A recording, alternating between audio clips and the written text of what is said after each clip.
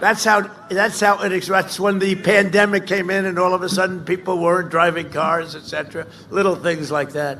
But we have a lot of gasoline. We have a lot of energy. We have great energy. And we believe in all forms of energy. But when they want to turn off our great factories by doing what they're doing, with people like AOC plus 3 telling us how we're supposed to run our.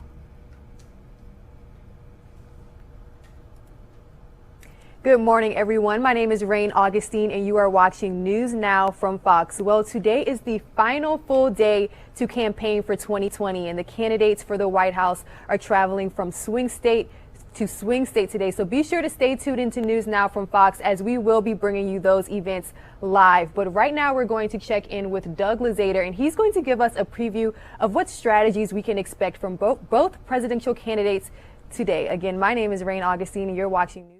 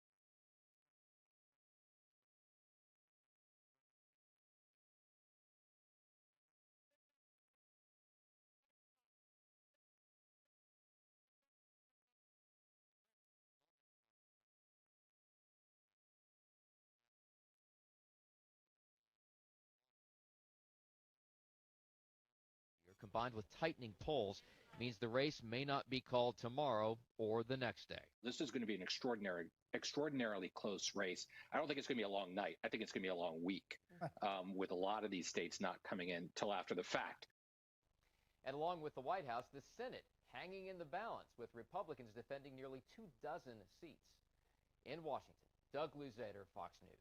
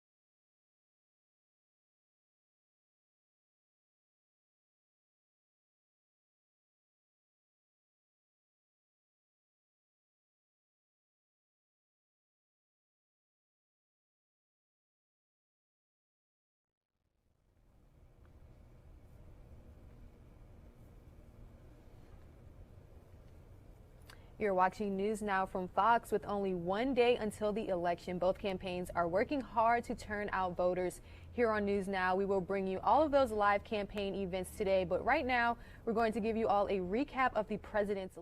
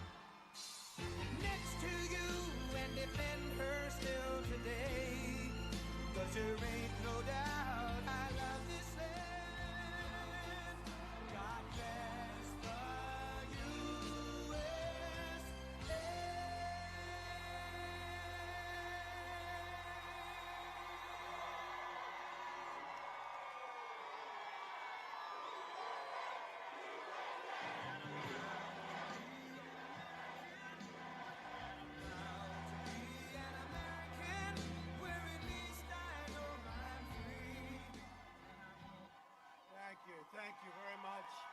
What a crowd this is. Wow.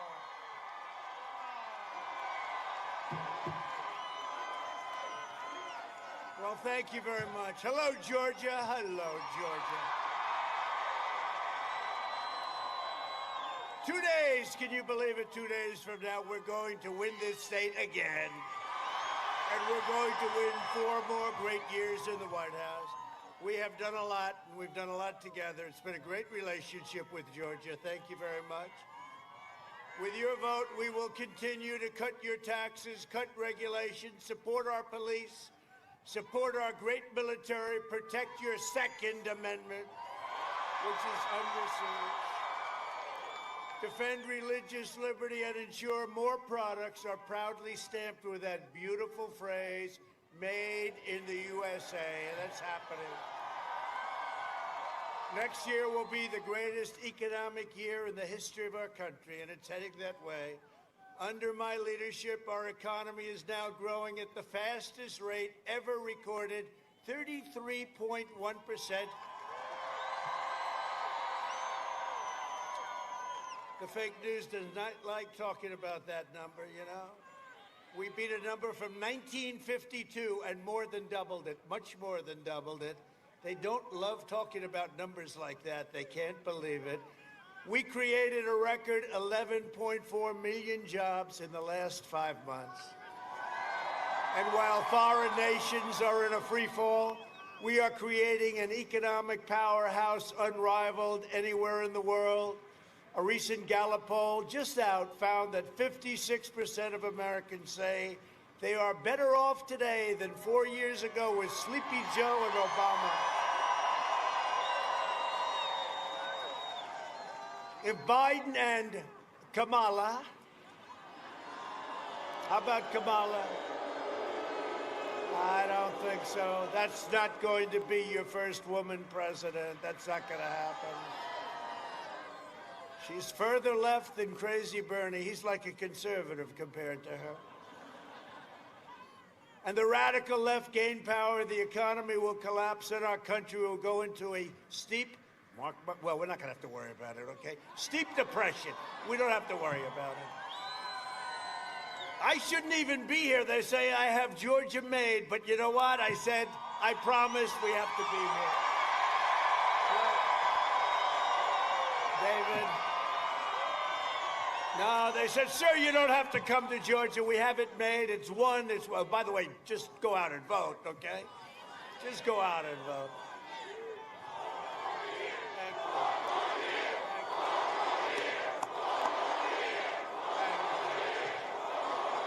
Thank you very much.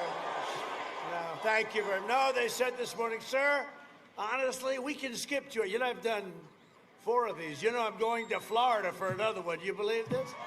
Wonderful. Oh, and I had such an easy life before this. It was so.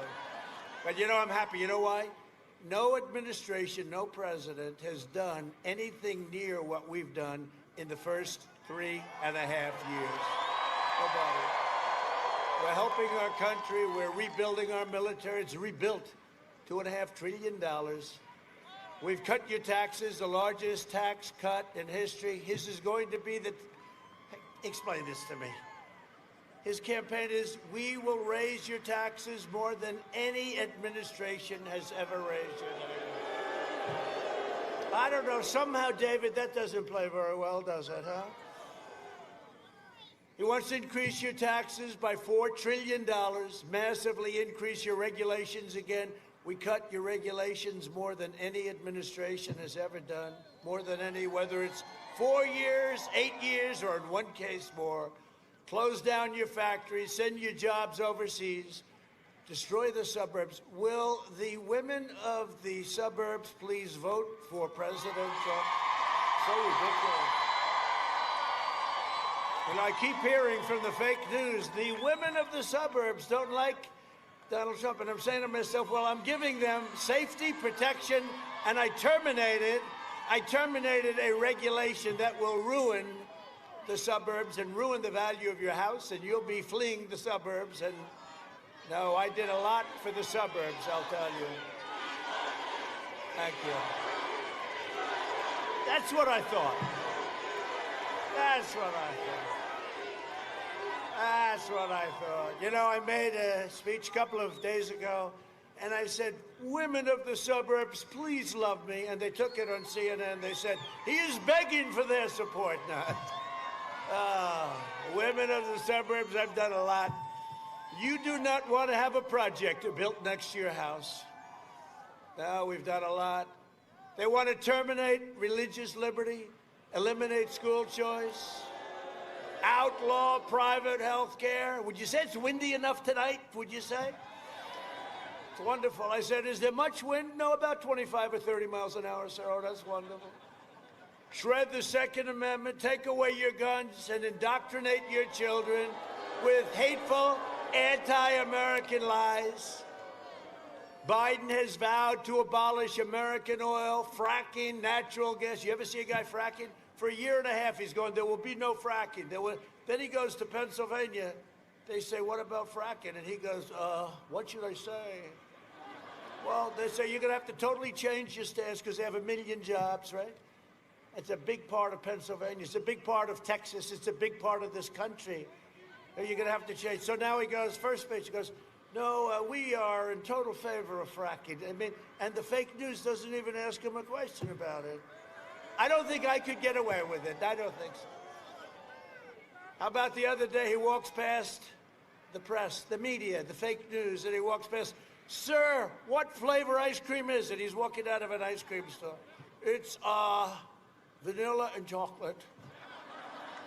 They don't ask me questions like that. It'll cause massive layoffs, exploding energy prices, and crippling blackouts, just like they have in California.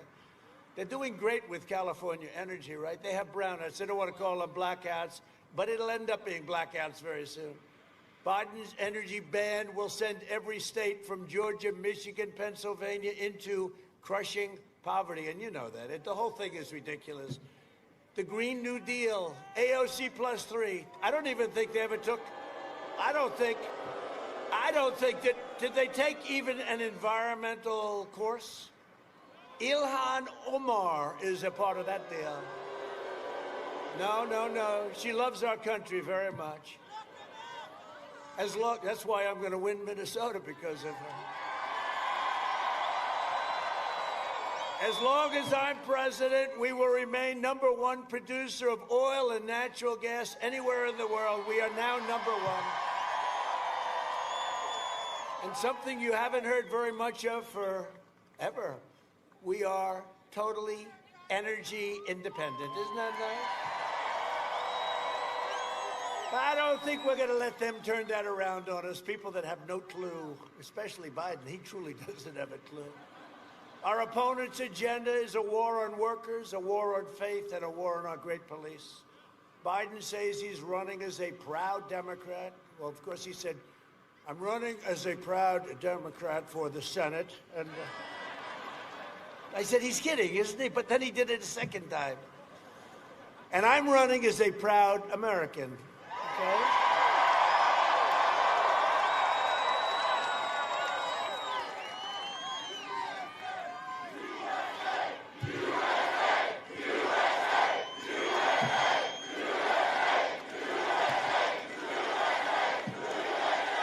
Thank you. Thank you very much. This is a lot of people here, I'll tell you. But you know, we always have a lot of people. We really do. It's like the spirit. When you see what's going to happen with the great red wave. And you know, I don't know if you've been watching the results, but if you look at Florida, we're looking very good. If you look at Iowa, we're looking very good. If you look at North Carolina, we are looking great. If you look at Pennsylvania, we are looking very good. Oh, there are gonna be some heads that are exploding. It would have been nice you know what would have been really nice though? If our Supreme Court could have ruled that everything has to be counted by the evening of our election, our great election day. Wouldn't that be nice? Instead of waiting around 6 days, 8 days, 9 days, giving them more time. If they want more time, let them put their ballots in early. They don't have to wait till the end.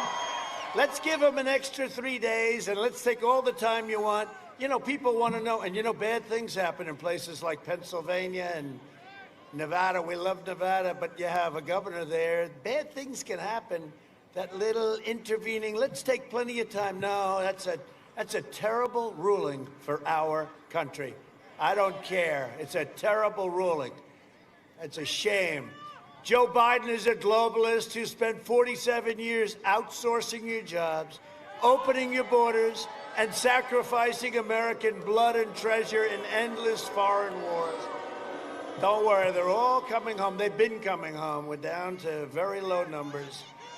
He was a cheerleader for NAFTA and China's entry into the World Trade Organization. That was another great deal we made. What a deal. China was flatlined for years and years, and then they went like a rocket ship because of that stupid deal. Biden shipped your jobs and factories to China while raking in millions of dollars for him and his family, we find out.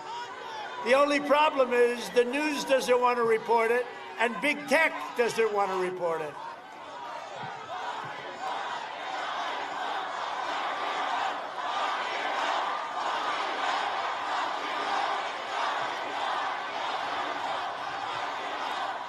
No, big tech doesn't want to report it. You ever see where they have trending? You know what they do? They take stories about me if they can find anything bad, and then they make it worse. Trending, Donald Trump did this. Trending, the most boring stories. I mean, with all the things happening, with affairs and this and that. They don't want to hear trending, Donald Trump. It's a whole big hoax. It's a big tech hoax. But we have some senators right here that are doing a lot about it. A lot about it. Joe Biden is a corrupt politician who is bought and owned by China. Okay? I mean, how is he going to do it? And by the way, we've taken in billions and billions of dollars. And you know, you have farmers, a lot of farmers. I found that out with David Perdue. We went down, and they were affected a year and a half ago, very heavily affected by a hurricane. We took care of those farmers. Nobody else would have done it. We took care of those farmers, but you know what I did? $28 billion from China went to farmers because they were targeted. Can you imagine Joe Biden saying to China, in fact, he actually said he'd take off the taxes and the tariffs that we charged. He said we'll take them off. But now we know why. Because his son walked away with $1.5 billion in management fees. And how about where the son said, He wants $10 million a year for recommendation purposes, okay? You know who's going to recommend? His father. His father's going to be recommended. Or the son who was out of a job, had no money, and then the father became vice president, and all of a sudden the son is going to be put on the board of Burisma from Ukraine for $183,000. $183 a month. A month. Who would not take that job? Who would not take that job? We said, what's your experience? He said, I have none. What do you know about energy? I have none. There's a young person right here, probably 7 or 8 years old, has more knowledge of energy than wears Hunter.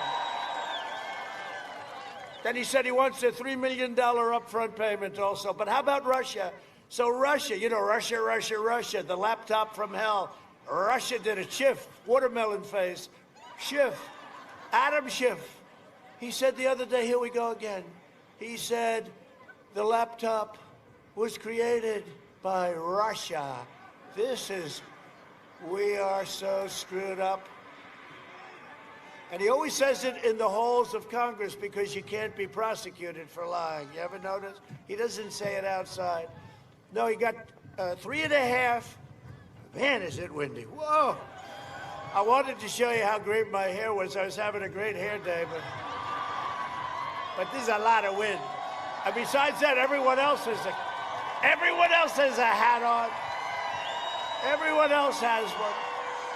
So if you can do it, I can do it too. Then he got $3.5 million cash from the mayor of Moscow's wife. She very generously gave him $3.5 million in cash. So when I asked during the debate, did anyone see the debates, Father? I felt like Perry Mason in his absolute prime. Look, the last question, I said, wait a minute, does that mean you want to get rid of energy? You want to get rid of, yes, I'd like to transition out. I said, this is the biggest moment. That was like Perry Mason, the last one. And even the anchor, Kristen Welker, who actually treated me fairly, compared to Chris Wallace, who wouldn't let us answer a question. Actually, Chris Wallace came in third that evening. We won. But no, I would say that Sleepy Joe probably came in second. Chris Wallace was a deep third.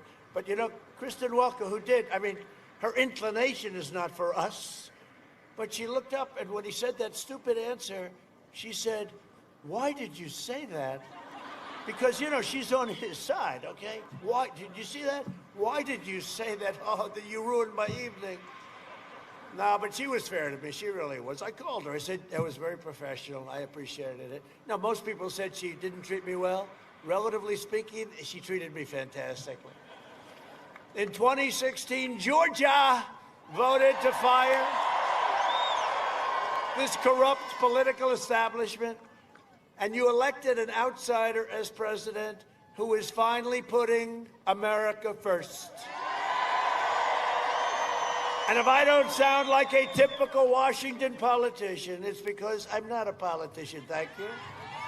If I don't always play, that's right? If I don't always play by the rules of Washington and the Washington establishment, it's because I was elected to fight for you, and I fight for you harder and meaner and stronger than any president has ever fought for you. That I can tell you. That swamp is deep and it's vicious, and they keep coming at you, but we're there, and we're going to win. You know, we're going to win.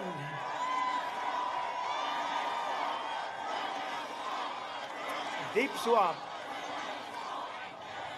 It's a deep swamp, but we're winning, and I'll tell you what, we're going to win. I mean, I wish they didn't delay the whole deal, but maybe we can win by enough they can call it on Tuesday night. You know, I just came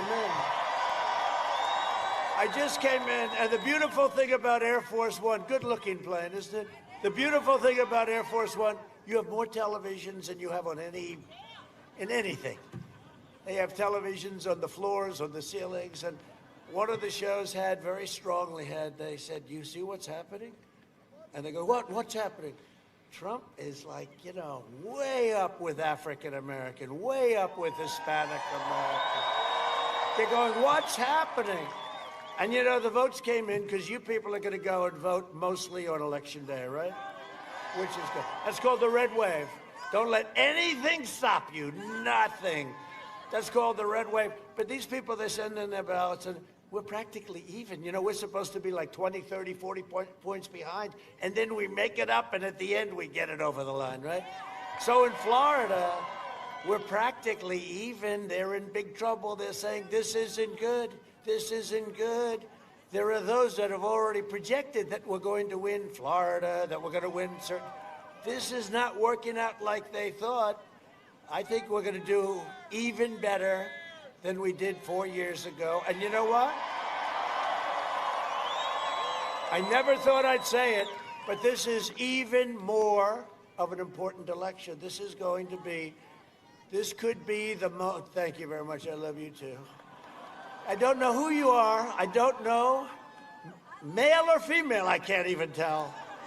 But whoever you are, I love you too.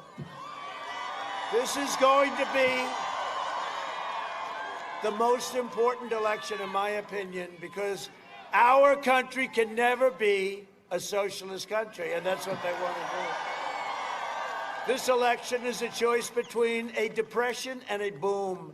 It's a choice between a deadly Biden lockdown. He always talks about locking down. I want to lock down. I want to follow science. Some guy walks in, I think you should lock it down. Oh, let's knock down a $12 trillion economy. No, we're not going to do that. It's also, we come up a safe vaccine that is ending the pandemic. By the way, it ends with or without. We're rounding the turn, but we have the greatest companies in the world, and they're all set. And we're coming up. We will mass distribute the vaccine in just a few short weeks, and it will quickly help us to eradicate it. It's going to go anyway. It's going anyway. We are around, and by the way, they have therapeutics that work. Look at that. I don't know. I like to think I did it because I'm in perfect physical shape, and I'm a young man. Like Barron Trump, he had it, sir. Barron tested positive. White House doctor Sean, a great doctor, he said, sir, your son, Barron, 14 years old, very tall young man. Hi, Barron, how you doing? He's great, but he's strong. And Sean came in to see me, sir, Barron tested positive. I said, that's not good. Oh, he'll be fine, sir. I said, well, about 12 minutes later, Sean, how's Barron doing? Sir, he's fine. It's all gone. See, they have a strong, I don't mean 12. You know what they'll do? They'll say, he's exaggerating. It took a half a day. The fake news, everything you say. When I talked about illegal immigration, Joe Biden wants to give everything you can give to illegal immigrants, which will bring millions and millions of people in. So I said, you can't give them health care. You can't give them education. But Joe Biden promised them, every one of them, a free Rolls Royce. CNN said, this is a terrible thing. That's not a true statement. No, they can't take a little bit of fun. But you know what? We're in a position, we're doing so well, we can afford to have fun. The one thing that happened that we can never, ever forget is what China did to our country. We can never forget. We shouldn't have one death, but we closed it up. How would you like to be in my position? I just created, with a lot of people, including yourselves, the greatest, strongest economy in the world. And now I had to shut it down, and we did the right thing. We shut it down. We figured it out. We have to protect our senior citizens. We know all about it. And we now have all these therapies, and in my opinion, cures. I think it's cures, frankly. But we've done a great job. But how would you like to be shutting down the greatest economy ever, and now we're building it back up?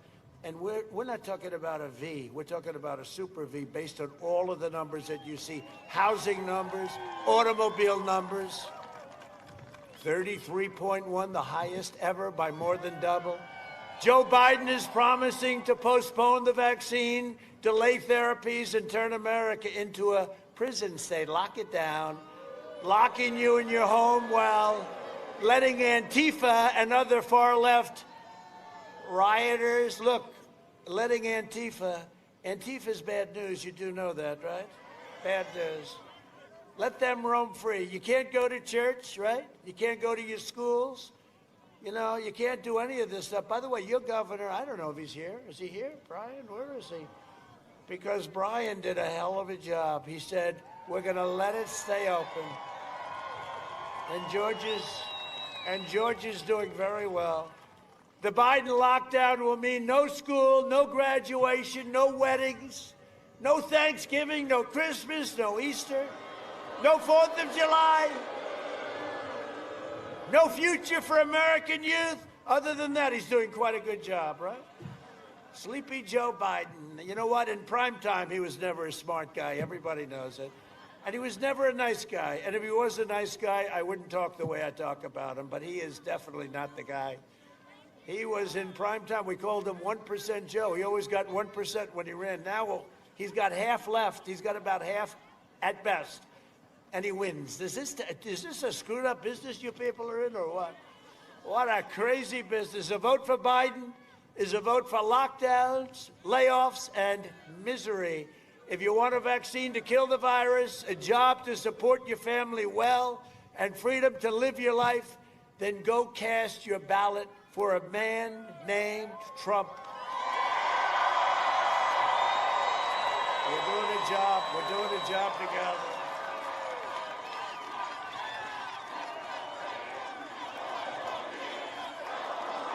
Thank you. Thank you. Thank you. You know, I wish they'd show. Could the cameras please span this crowd? You know, they never do it. They never do it. And they never show Joe. You know, so today he did a conference with Barack Hussein Obama. And you know what? The crowd was actually smaller. They're not drawing flies. They're not drawing. And they never show that crowd. But they should show these crowds because in the history of politics, I think in the history of anything, including music, and you know, I do this without a guitar. That's very tough. No, we don't have a guitar. Look at these crowds. It is one of the great phenomena. They don't like talking about it. They said, is he a great public speaker? Oh, I don't really think so. Well, what the hell am I getting 35,000 people? They want to say. I said, was I ever, today I said to the great Hope Hicks, does anybody know Hope Hicks? I said, Hope. Or Kaylee, where's Kaylee? Kaylee's great. No, we have such great people. Or our chief of staff, Mark Meadows, do you know? He loves these rallies. Took me 3 years to get him out of Congress. I tell you what, he's doing a great job. So easy, it's such an easy job because we're dealing with such nice people on the other side. But you know what? It's going to all come together with success. It was coming, I tell this, it was coming together. We were getting calls. It was coming together, believe it or not. We were getting calls from the other side, people that you wouldn't believe would be getting calls from. You know what? Let's sit down. And then all of a sudden we got hit with the China plague. And now we're back to the drawing boards. And next year's going to be one of the greatest economic years and all of that. But I'll tell you what, success, great success like we had. Best African, if you look, African-American numbers, Hispanic-American numbers, women, Asian-American numbers, high school diploma, no high school diploma, MIT first in your class. Everybody was doing good, and it was coming together, and we would have unified, I'm telling you, and we're going to have another chance at it because we are going to have a stronger year next year because we have a great foundation, and you see the kind of numbers coming out. You had your best year last year ever. You're going to have an even better year next year. And you know, like all these caps, make America great again. We're going to change them. We're going to say, make America great again. But you don't have to believe me on Biden. I brought a very expensive little tape for you to watch. Where is it? A lot of money.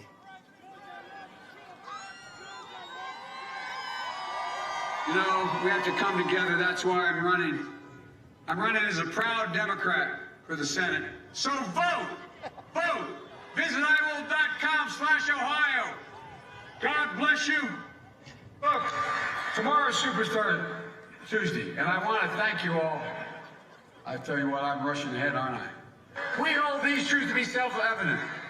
All men and women created by the you know the thing. If you agree with me, go to Joe 30330. We choose truth over facts. Play the radio. Make sure the television, make sure you have the record player on at night. The phone. Make sure the kids hear words. Poor kids are just as bright and just as talented as white kids. Donald Trump does pose an extra threat to this. It's not hypothetical. Now, to be fair, maybe Biden's not telling us because he's forgotten his own plans.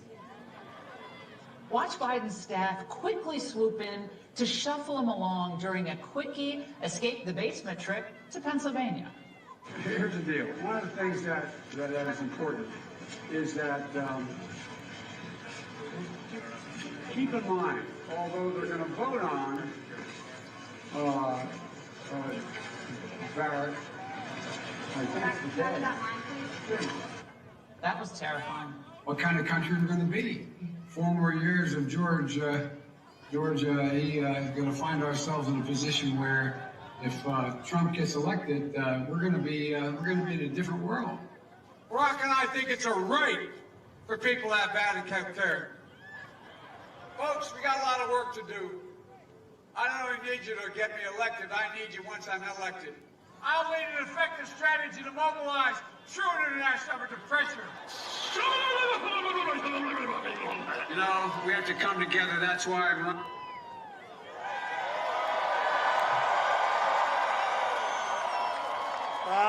We saved so much time.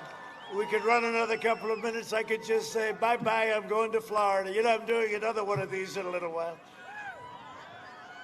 The fake news can't believe it. They're exhausted. Look at all of them back there. Those cameras, they're sagging. This is their 4th one. And all the crowds are big and strong, and they love our country. They all love our country. We have a movement the likes of which this country has never seen before. Thank you very much. Thank you very much. Thank you, everyone. So joining us tonight, now, we have a movement the likes of which this country has never seen before, never seen. And, you know, you thought it was big 4 years ago. This is much bigger. This is much bigger. You know why? Because I've really lived up to what we said, and even more so. One of them said, he's actually the only guy I've ever seen. He's done more than he promised, which is true. That's not a typical politician. But joining us tonight are warriors, great people, people that I work with all the time, people that I like and people that I respect. Actually, a couple of them I don't like that much, but I respect them. They do a good job, which is much more important. But one I do like and respect a lot. He's respected like you wouldn't believe all over Washington. People go to him for advice, and he gets it done. Senator David Perdue. Stand up, man. Will you please make sure he gets in without a runoff? Do you mind? The guy he's running against is nothing. You know, I beat him running. He was running for Congress against somebody I'm going to introduce in just a second. But we beat him, and we beat him easily. Now he's running for the Senate. You're supposed to win at a certain level before you do this. David's one of the best there is in the whole country, and you got to make sure that David Perdue wins, okay? A woman that I got to know a little while ago, and she is strong and tough and wonderful, and she's done a really great job, and I want to thank her very much. Kelly Loeffler. Kelly, great job, Kelly. Great job. A man who's very close to Kelly, thinks she's wonderful, admits that she's great, and she admits that he's great, and I'm stuck right in the middle. And he's somebody, and he really is. He's a warrior. He was a warrior with a fake impeachment witch hunt deal.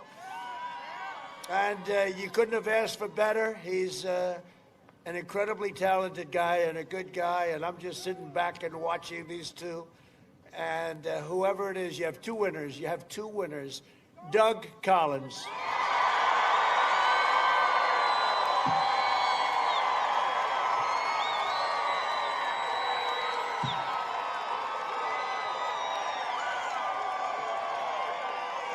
Thank you, Doug. You think it's easy being me, right? This is but we're going to have two winners. We got two winners there. Go out and vote, and let's see what happens. But whoever it is, we got two really talented people. Representative Rick Allen. Great job, Rick. Great job. These are warriors. Barry Loudermilk. Barry. Oh, I like that, Barry. I like that. Thank you, Barry. Great job you do. We appreciate all that support from these guys. They really are. They fight hard, and they win. They know how to win. We were 197 to nothing, right? 197 on the fake impeachment. I'm the only guy in the world that got impeached over a very good phone call. Can you believe it? I thought you're supposed to do something wrong to get impeached, but they took care of it. Former governor for 8 years and very, very popular guy and so good at the farming business. I made him Secretary of Agriculture, and we gave the farmers $28 billion. Thank you very much, China. Sonny Perdue. Thank you, Sonny. And Lieutenant Governor Jeff Duncan. Hi, Jeff. Good, Jeff. Good job, Jeff. Agriculture Commissioner Gary Black. Thank you. Great, Gary. Good. Good job you're doing. Oh, here's a guy. I love this guy. And I guess he's not, at least yet, a Republican. Can you believe it? But he's the hottest guy in politics. I see him on television. Everyone loves him. The ratings go up. I shouldn't say Democrat, so I refuse to say it. State Representative Vernon Jones. Man, oh man. Great job. I love this guy.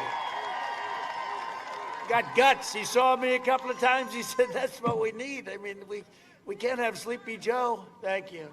And he's long before Joe. He's a great gentleman, too. He's a great person. Georgia GOP Chair David Schaefer. Thank you, David. How we doing, David? Are we winning? Are we going to win like big? Okay. Can you imagine where they say, don't come tonight? Can you imagine? I'm going to call them up. You had people in line like for 2 days. Let's call them up and say, we don't need you because we're going to win Georgia. But you got to go vote. You never know. It's called politics. You never know. Got to be careful. Get out and vote. Let's really send a resounding note to Washington. And a friend of mine, a great woman, and I hope she wins because she deserves it. She works hard, and her opponent is absolutely terrible. She's a total puppet for Nancy Pelosi, crazy Nancy. Congressional candidate Karen Handel. Karen, you're doing well, Karen. Got to win. Opponent is Zippo. Rich McCormick. Rich? Where's Rich? Good luck, Rich. I heard it's good. Angela Stanton King. Thank you. I heard you're all doing well. Somebody that gets a little more publicity than I do, Marjorie Taylor Greene, right here from Northwest Georgia. Oh, boy, I don't want to mess with her. No, she's great. Every one of them has my full and complete endorsement. Go out and vote for them and let them all come into Congress, right? Really great. That's great. For 47 years, Sleepy Joe Biden viciously and repeatedly attacked black Americans. He decimated the black middle class and called young black men super predators, and they never forgot it. They never forgot it. To every black American, I'm asking you to go out and vote. You can send a message on Tuesday to the corrupt Democrat establishment. This is your one and only chance to show Sleepy Joe what you think of his decision to attack you, insult you, jail you, and betray you, and that's what he did. That's what he did, exactly. Some people won't say it like I say it, but I'll say it, and that's what you know it. You know it. I'm fighting for you, and I got approved things that they never thought, that Obama didn't even try. They never had a chance, and we had to twist a lot of arms, didn't we, David? We had to twist a lot of arms. Criminal justice reform, prison reform, opportunity zones, and funding for historically black colleges and universities. I always say that with the possible exception, I like to keep the word possible in, with the possible exception of Abraham Lincoln, I have done more for the black community than any other president. I say it. I said it during the debate. I say it proudly, and very few people can dispute it. Under my leadership, we achieved the most secure border in U.S. history, including over 400 miles of completed wall, and it'll be finished very soon. Strongest border we've ever had. And by the way, Mexico is paying for the wall, so we get that one clear. It's all done. Joe Biden wants to open borders. He wants mass amnesty, and he would make every community in America into a sanctuary city. I believe our country should be a sanctuary for law-abiding Americans, not for criminal aliens. The Biden-Harris plan would also increase refugees a staggering 700%. This is crazy Bernie, one of the greatest losers in the history of politics. No, he keeps losing, and then he goes back and he says, but he's running again in 4 years. Don't worry about it. He'll be back. One thing about him, you can't get rid of him. I like that about crazy Bernie. Opening the floodgates to radical Islamic terrorism. No, thank you. I'm keeping the terrorists and jihadists and violent extremists the hell out of our country if it's okay with Georgia. If it's okay with Georgia. If it's okay with Georgia. I'll tell you what, thank you. I saw some very good numbers today. I appreciate it, but get out and vote. So in conclusion, over the next 4 years, we will make America into the manufacturing superpower of the world, and we will end our reliance on China once and for all, and we're doing it. We've already started it. We will hire more police, increase penalties for assaults on law enforcement, and we will ban deadly sanctuary cities. With God's help, we will defend the right to life, religious liberty, free speech, and the right to keep and bear arms, your Second Amendment. We will defend your Second Amendment. We will maintain Americans' unrivaled military might. We are the envy of the world with our military. We had an obsolete, exhausted, tired military. We have totally rebuilt our military, and we will ensure peace through strength. The greatest equipment in the world, all made in the USA, and a lot of it, I hate to say, it's made right here in Georgia. We will end surprise medical billing, require price transparency, already approved and signed. January 1st, it kicks in. Lower drug prices even more. We're going to favored nations where we get the lowest price in the world. And the they do not like me too much. He's big, they call it Big Pharma. Big Pharma's not a big fan of Trump. They don't like what I did, but you know what? It's the only way you break that whole cartel. We have to break it. You're going to have drug prices going down 50, 60, 70%. And they're doing more commercials than me than Sleepy Joe Biden. In fact, he keeps saying, who's doing those great commercials? It's the drug companies. All right. Now you're going to have tremendous price cuts on drugs and prescription drugs. We're going to protect your Social Security and your Medicare, which they won't do, because when they allow all of these illegals to come in, it'll destroy your Social Security and your Medicare. And we will always protect patients with pre-existing conditions. America will land the first woman on the moon, and the United States will be the first nation to land an astronaut on Mars. NASA is the talk of the space world. And, you know, we also have Space Force, by the way. I never even used to talk about that.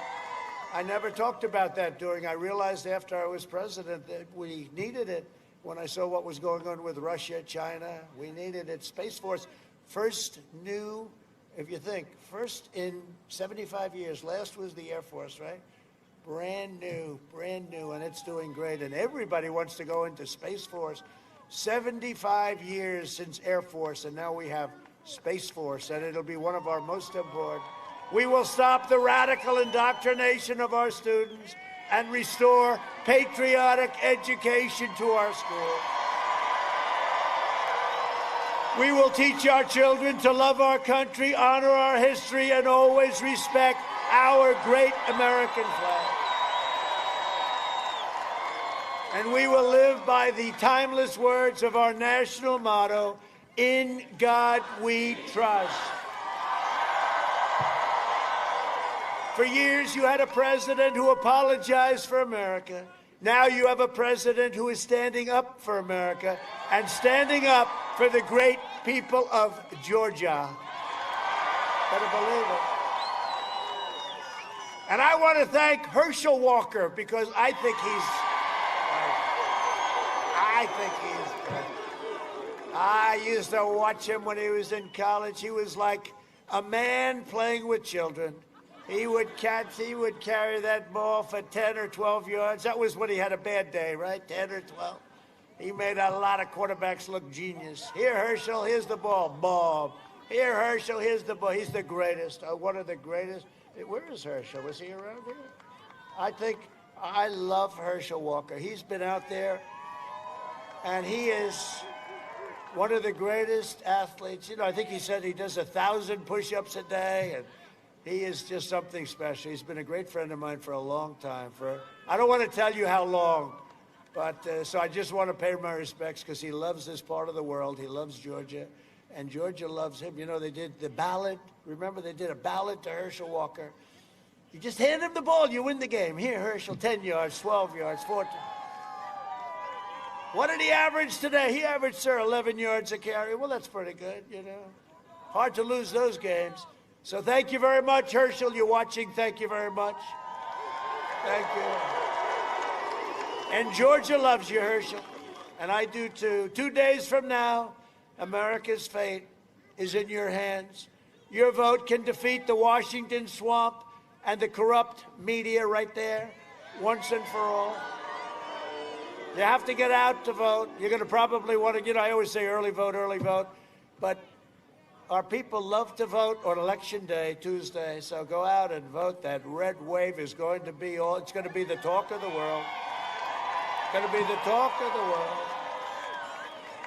It's going to be the talk of the world from Atlanta, and you know it, you feel it, you see it.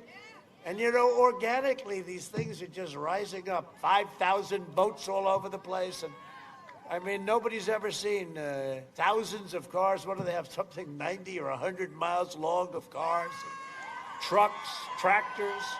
In Iowa, they had thousands of tractors on this massive farm. Now something's going on. Never happened before. Nothing like this has happened before. By the way, crowds like this have never happened before. This never happened before. My competitor, he's got those circles, those crazy circles. And he can't fill them up. There's like 5 of them, so he asked the press, please come down and take one. From Atlanta to Augusta, from Savannah to Columbus, and from Athens to right here in Rome, we inherit the legacy of red-blooded American patriots who gave their blood, sweat, and tears to defend our country and our freedom. Great people. We stand on the shoulders of American heroes who crossed the oceans, settled the continent, tamed the wilderness, laid down the railroads, right? Raised up the great skyscrapers, won 2 world wars, defeated fascism and communism, and made America into the single greatest nation in the history of the world. And the best is yet to come. The best is yet to come.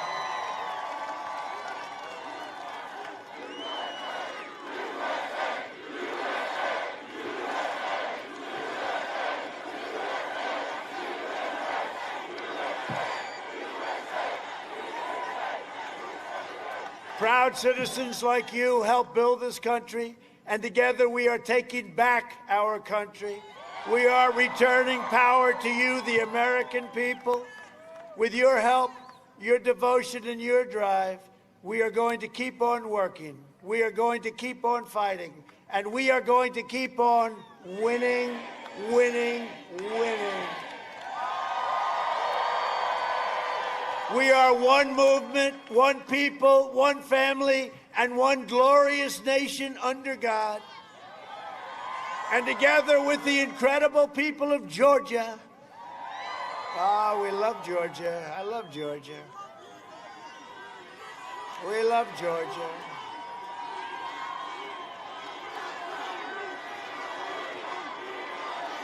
Thank you, man. Thank you.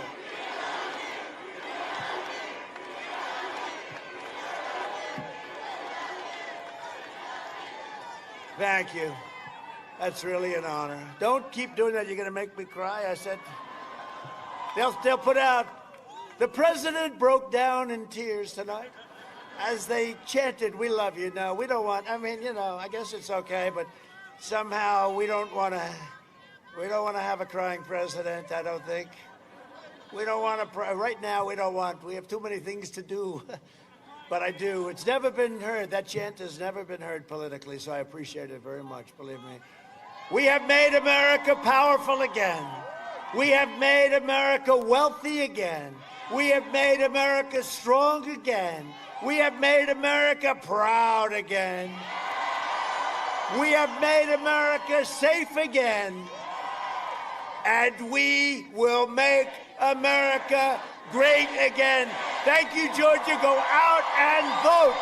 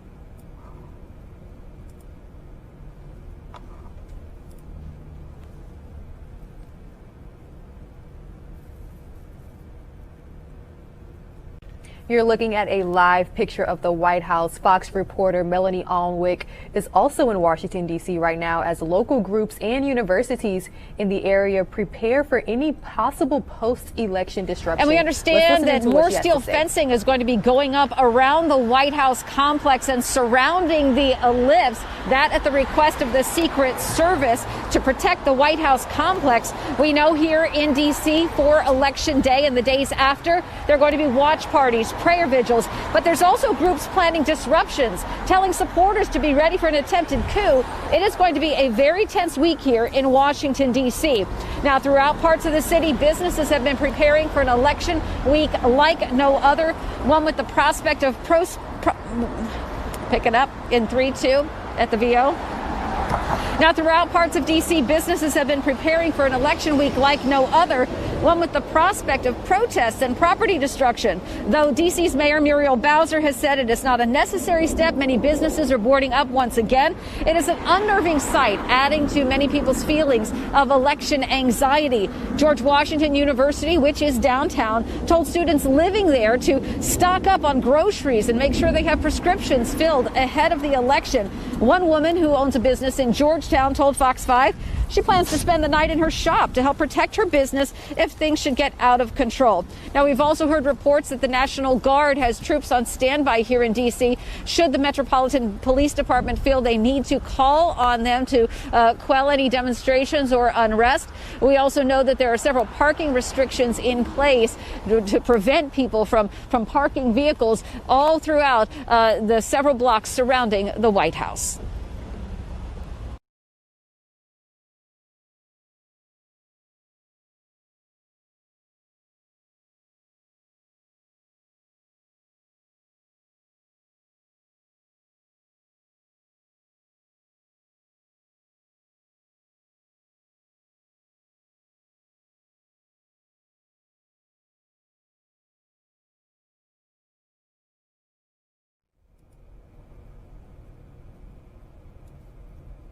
That was Fox News reporter Melanie Alnwick in Washington, D.C. Before we bring you all those live events from the presidential candidates, we're going to have a recap of Jill Biden. She was resilience that is such a big part of our military community. And now, look at Tim. He's bringing those values to everything he does, serving as vice president of the Student Government Association here at Hillsborough, while working full-time as an outreach coordinator at the Children's Board. I mean, how you gotta love that, right? So thank you, Tim, for being with us today. You know, I also want to thank my good friend, Grace Nelson, who I love and adore, who's sitting over there. Florida Democratic Party Chair Terry Rizzo, Mayor Jane Castor, Property Appraiser Bob Henriquez, Representative Fentress Driscoll, Representative Susan Valdez, Representative Adam Hattersley, Councilman Niera, Congresswoman Kathy Castor. There we go, all your representatives. Yeah, everybody's down here. Hi. Hello. Thanks for being with us again. So, hello, Tampa.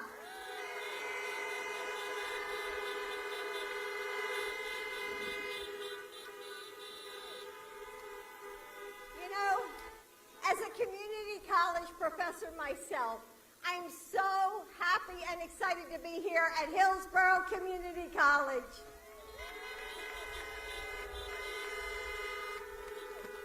I love the teachers. Thank you, teachers, for being here for me. I appreciate that. You know, at the start of this campaign, I never imagined, probably you didn't either, that we would all be, you know, sitting here at a car park, you know, at a car rally, and yet here we are.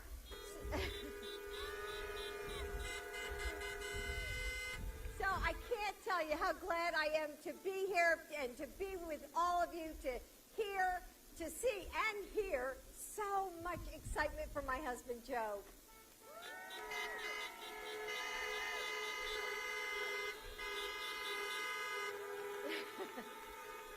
And you know, I forgot to introduce my two granddaughters who are here. Oh, there they are, Naomi and Natalie, who are standing in the back. Do you want to come out and wave to everybody?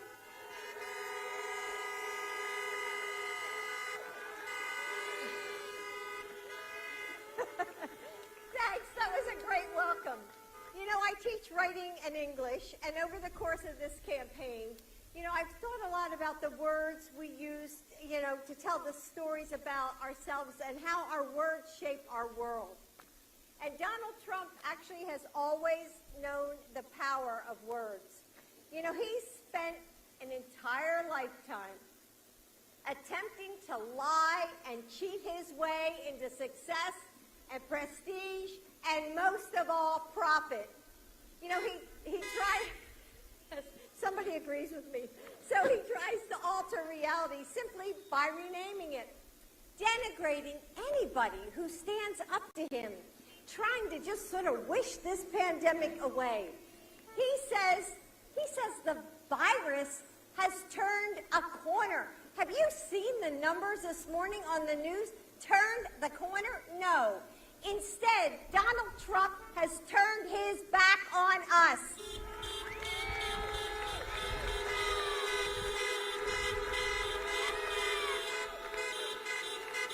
Donald Trump wants to tell you a story about this country, that truth doesn't matter, that decency doesn't matter, that our voices don't matter. He wants us to believe that that's who we are, that we're hateful and angry and divided. But he's wrong, isn't he, Tampa?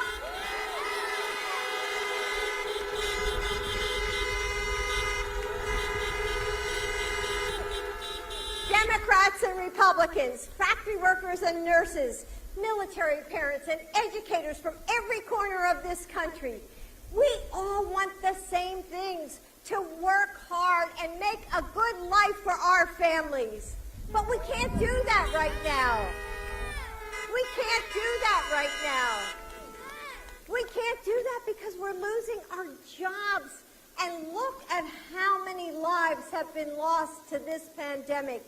Because we're staying at home or working on the front lines without protection. We're all worried about paying our bills and whether our children will be safe when they go to school. We aren't divided. We're just trying to survive the chaos of Donald Trump's America.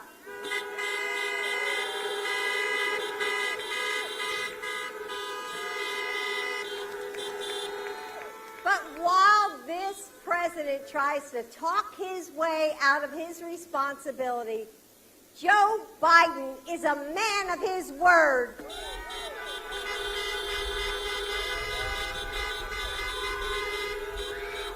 Over the years of our marriage, a lot has changed. But what has never changed is the character of the man I married. He's the man who came home every single night from Washington, D.C. to tuck our kids into bed while I studied for my doctorate.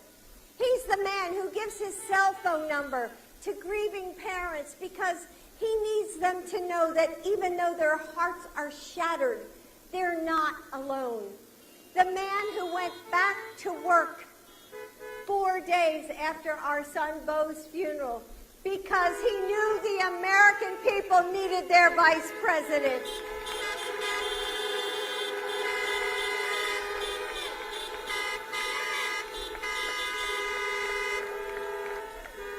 He's been knocked down, but he always gets back up.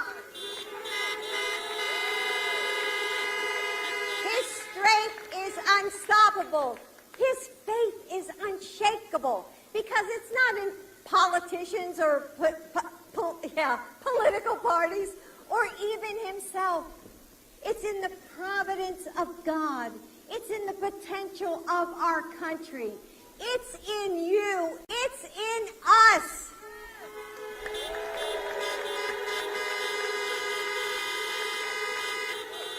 Joe Biden will be a president for all Americans.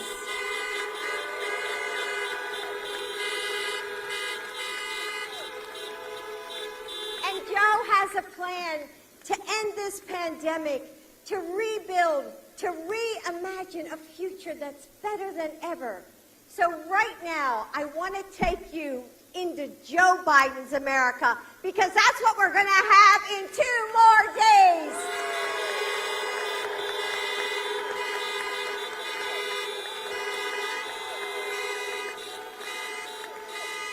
So picture it.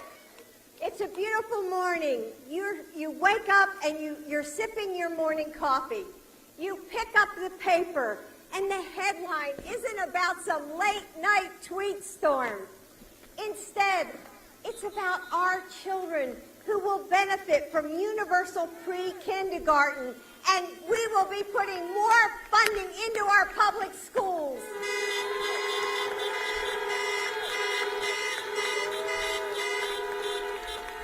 I know, that's my favorite. You turn on the television, and the anchors aren't talking about the spikes in the COVID virus. Instead, they're talking about the millions of good-paying jobs that we're creating. and reporting on how we're making prescription drugs more affordable.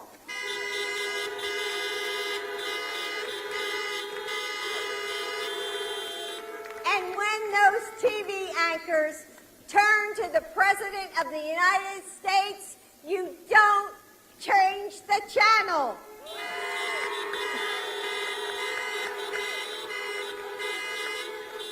You call in your kids from the other room because you want them to hear what the President of the United States has to say.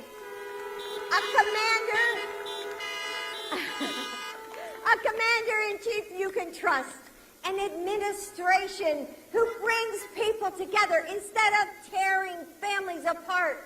A president and a vice president that you can feel proud of, who brings out the best in us. That's Joe Biden and Kamala Harris.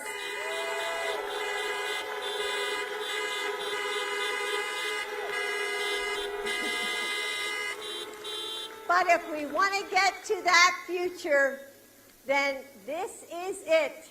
There are no do-overs. We can't sit back and watch what happens. We have to decide what happens.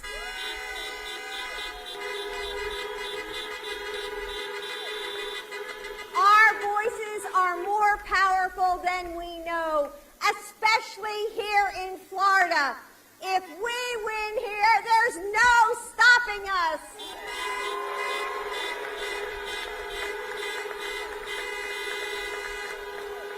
So tell me, Tampa, are you ready to vote?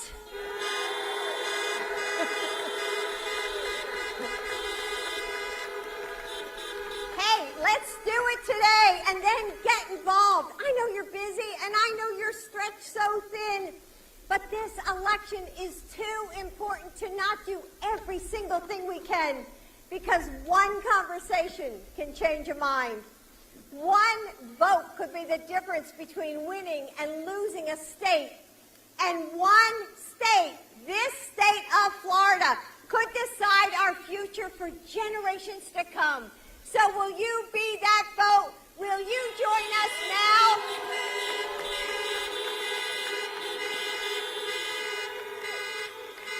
Will you stand with Joe Biden and Kamala Harris?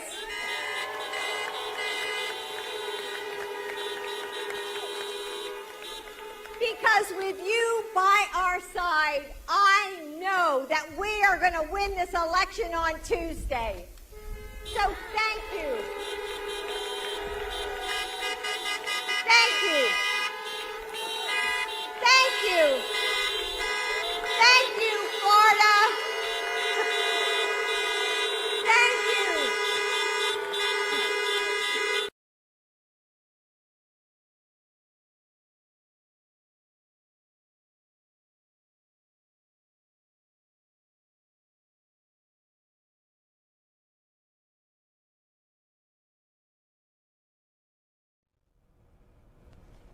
Stand by, y'all.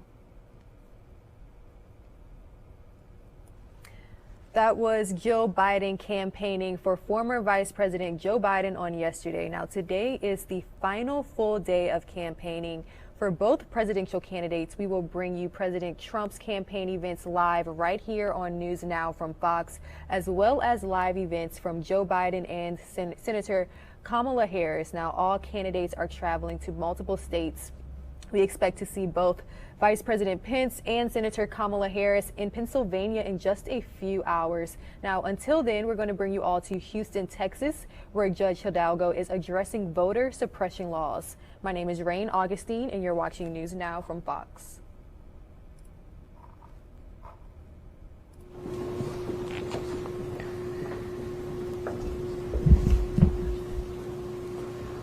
Are you ready? All right, whenever you're ready, Jim.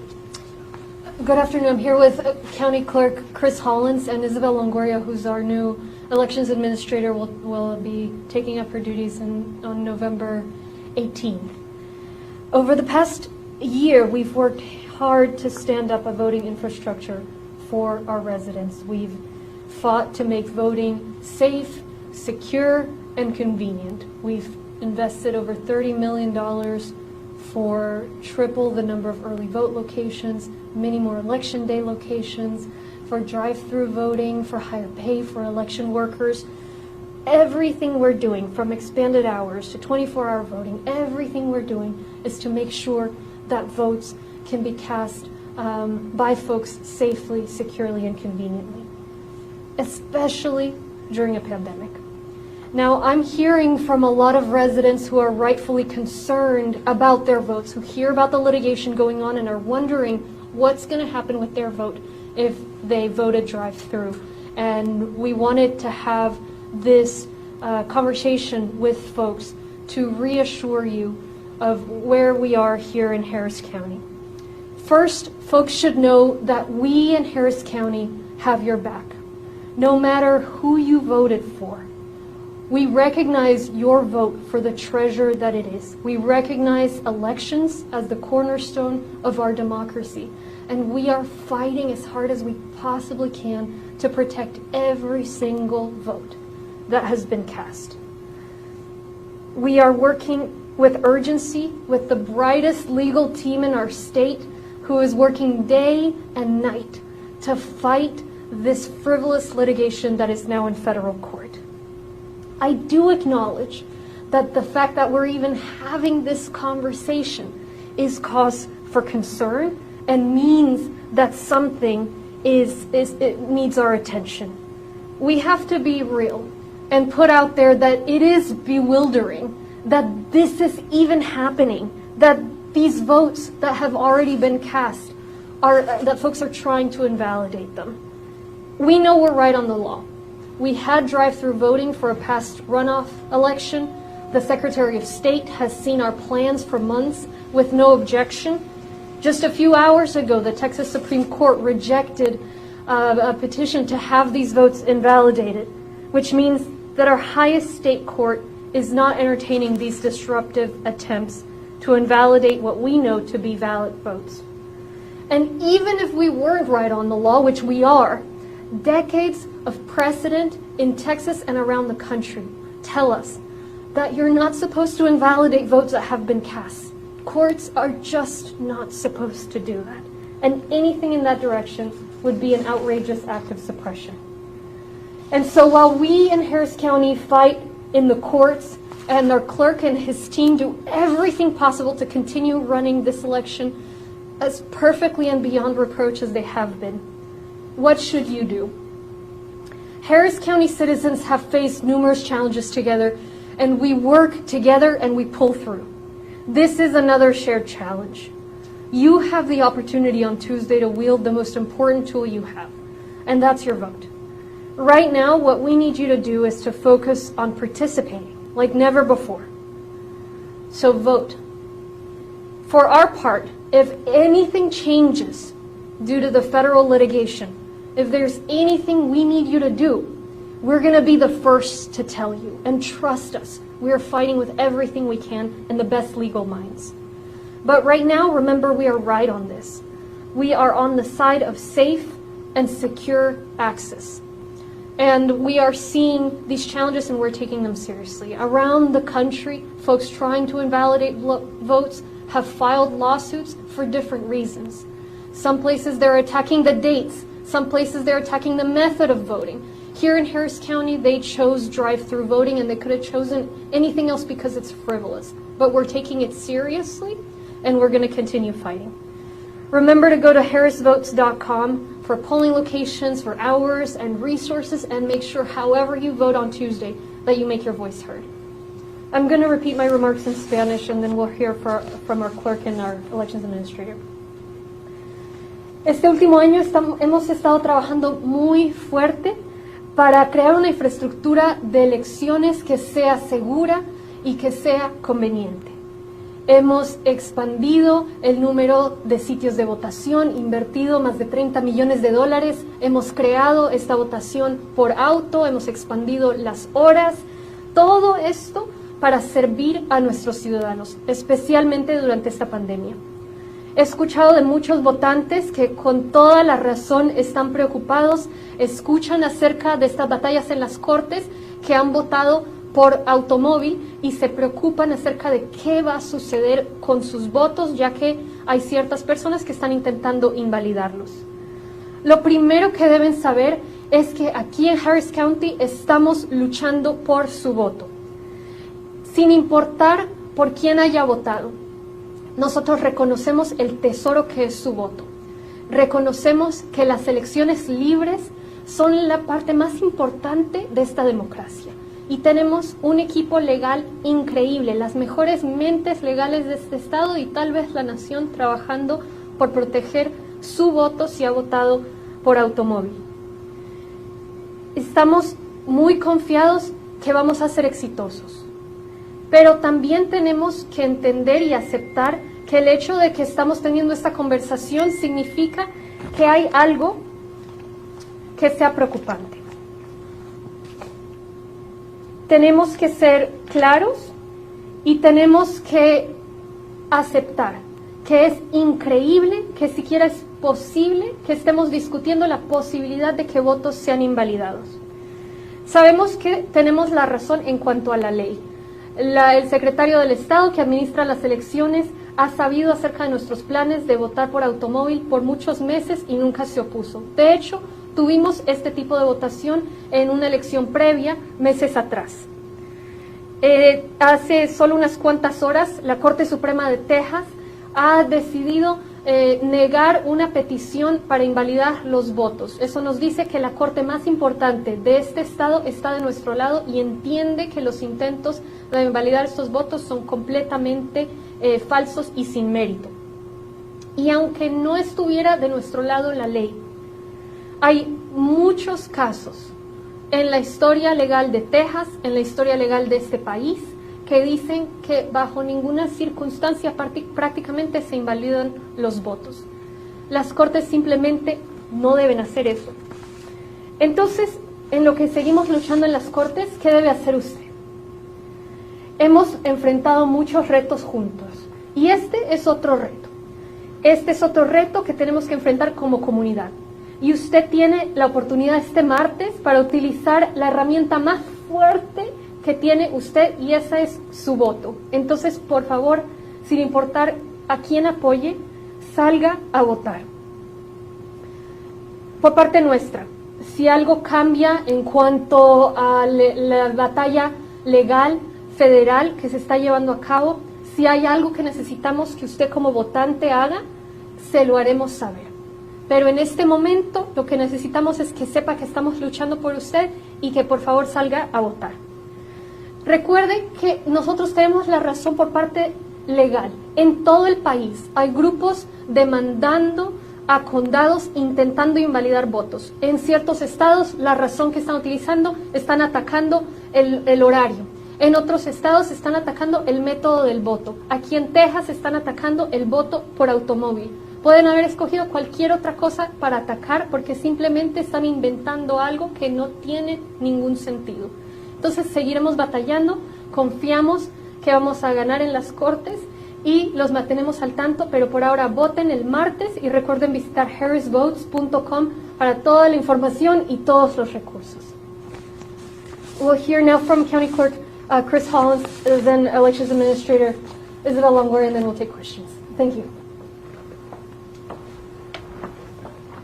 Thank you, Judge. You know, we all just spoke a while ago there at NRG Arena, and so I'll keep my comments brief.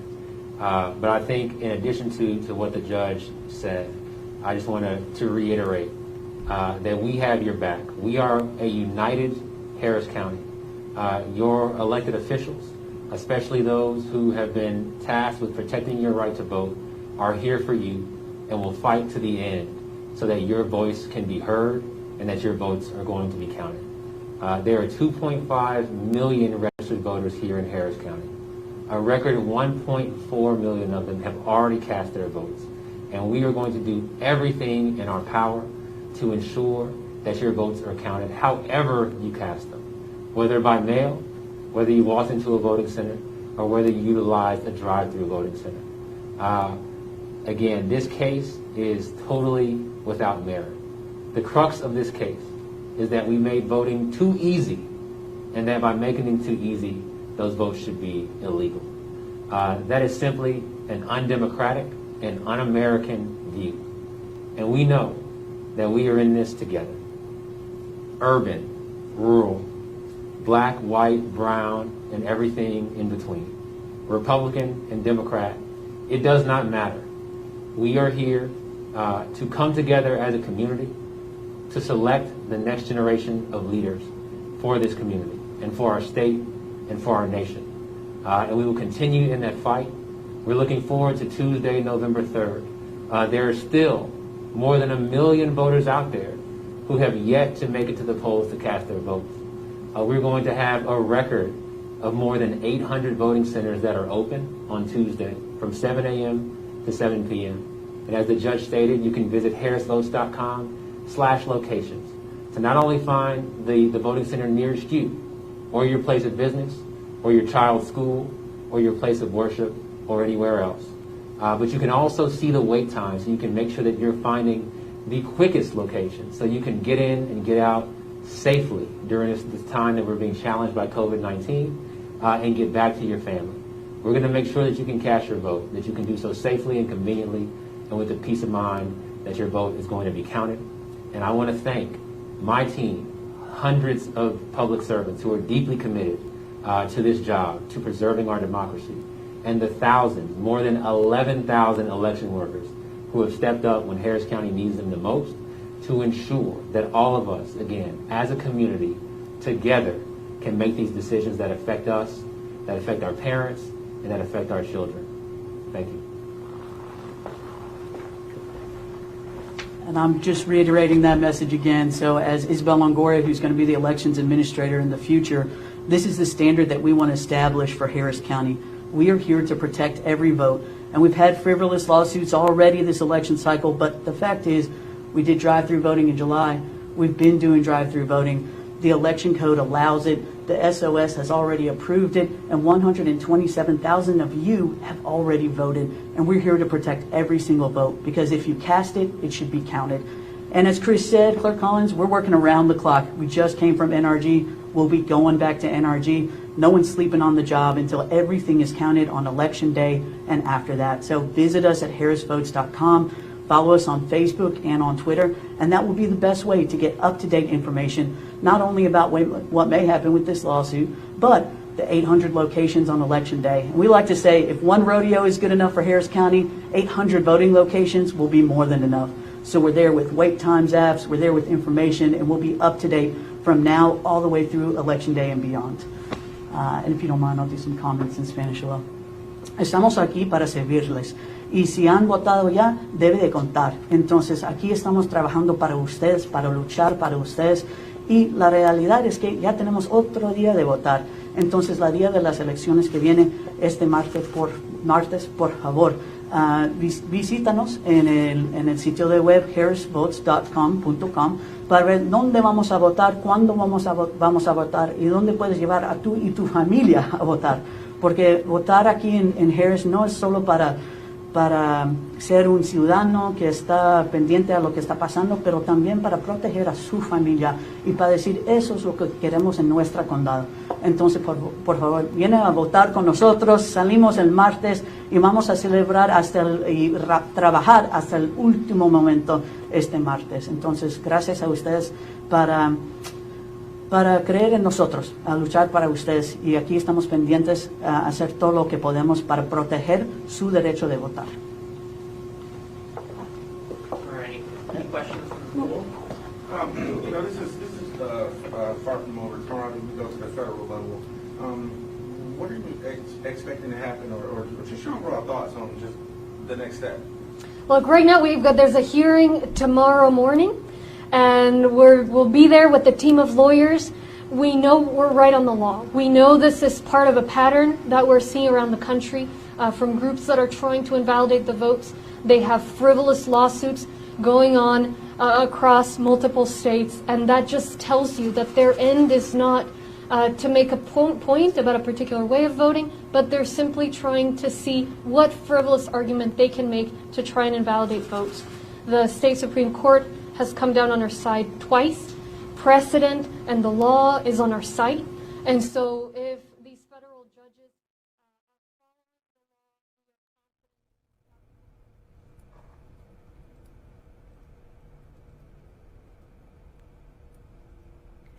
That was Harris County Judge Hidalgo addressing voter suppressing laws in Houston, Texas. We're now going to bring you all to Milwaukee, where Mayor Tom Barrett addressed what voters can expect on Election Day. Literally hundreds, if not thousands of people to prepare us and to really run this election in a way that I think all of us as Americans, as Milwaukeeans, can be proud. I want to start out by recognizing that there have been local and national companies that have stepped up to support our 5,000 poll workers and ballot counters. Through a group called Frontline Impact Project, we have received more than 25,000 food and beverage donations for the individuals who will be here, for the poll workers and for those who will be at Central Count.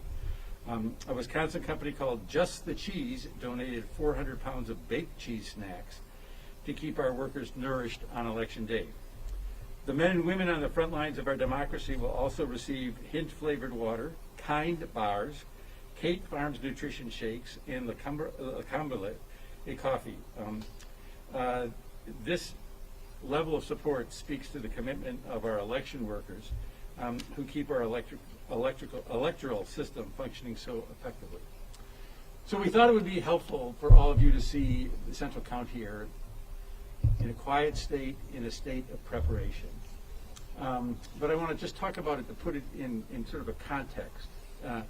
There are several options in the state of Wisconsin for counting absentee votes and early absentee votes. Some communities do it in the polls themselves, but a number of communities, not a small number, a significant number of communities throughout the state use what's known as a central count. That's where we are here in Milwaukee County. This is a central count. And this is the place where all of the absentee ballots that have been received will be counted. And that means both the in-person absentee ballots, the ballots that have been dropped off in the lock boxes, and the ballots that have been mailed into us. I was just talking to Claire, and I want to acknowledge how cooperative our local post office has been.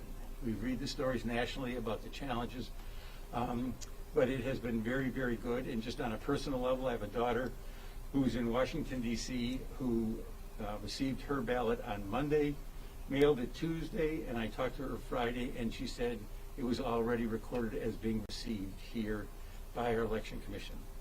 As a dad and someone who pushes my kids to vote, I was very happy to hear that she got the ballot, she cast the ballot, and the ballot was received through the United States mail. So now just to talk a little bit about this location. You would think, because the projections we have are that we are going to have about 175,000 ballots that have to be opened, cataloged, tabulated, that you would want to get a running start on it. Many states, in fact, most states, follow that practice. Wisconsin, unfortunately, is among the minority of states that does not allow local governments to begin this process until 7 a.m. on Election Day. So when you hear the leadership in the legislature talk about local control, what we are seeing is the farthest thing in the world from local control as it pertains to the counting of the ballots in this election. Back in March, I contacted the governor and the leaders of the legislature at that time.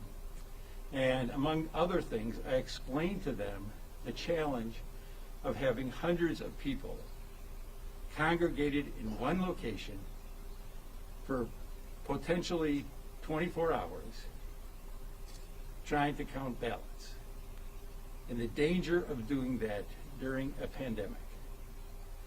As we all know, the legislature has not met since April. So my request to give us some flexibility, during this pandemic so we don't have to have hundreds of workers jammed into a location in a place that we felt was unsafe at a time when we are telling people to do their social distancing.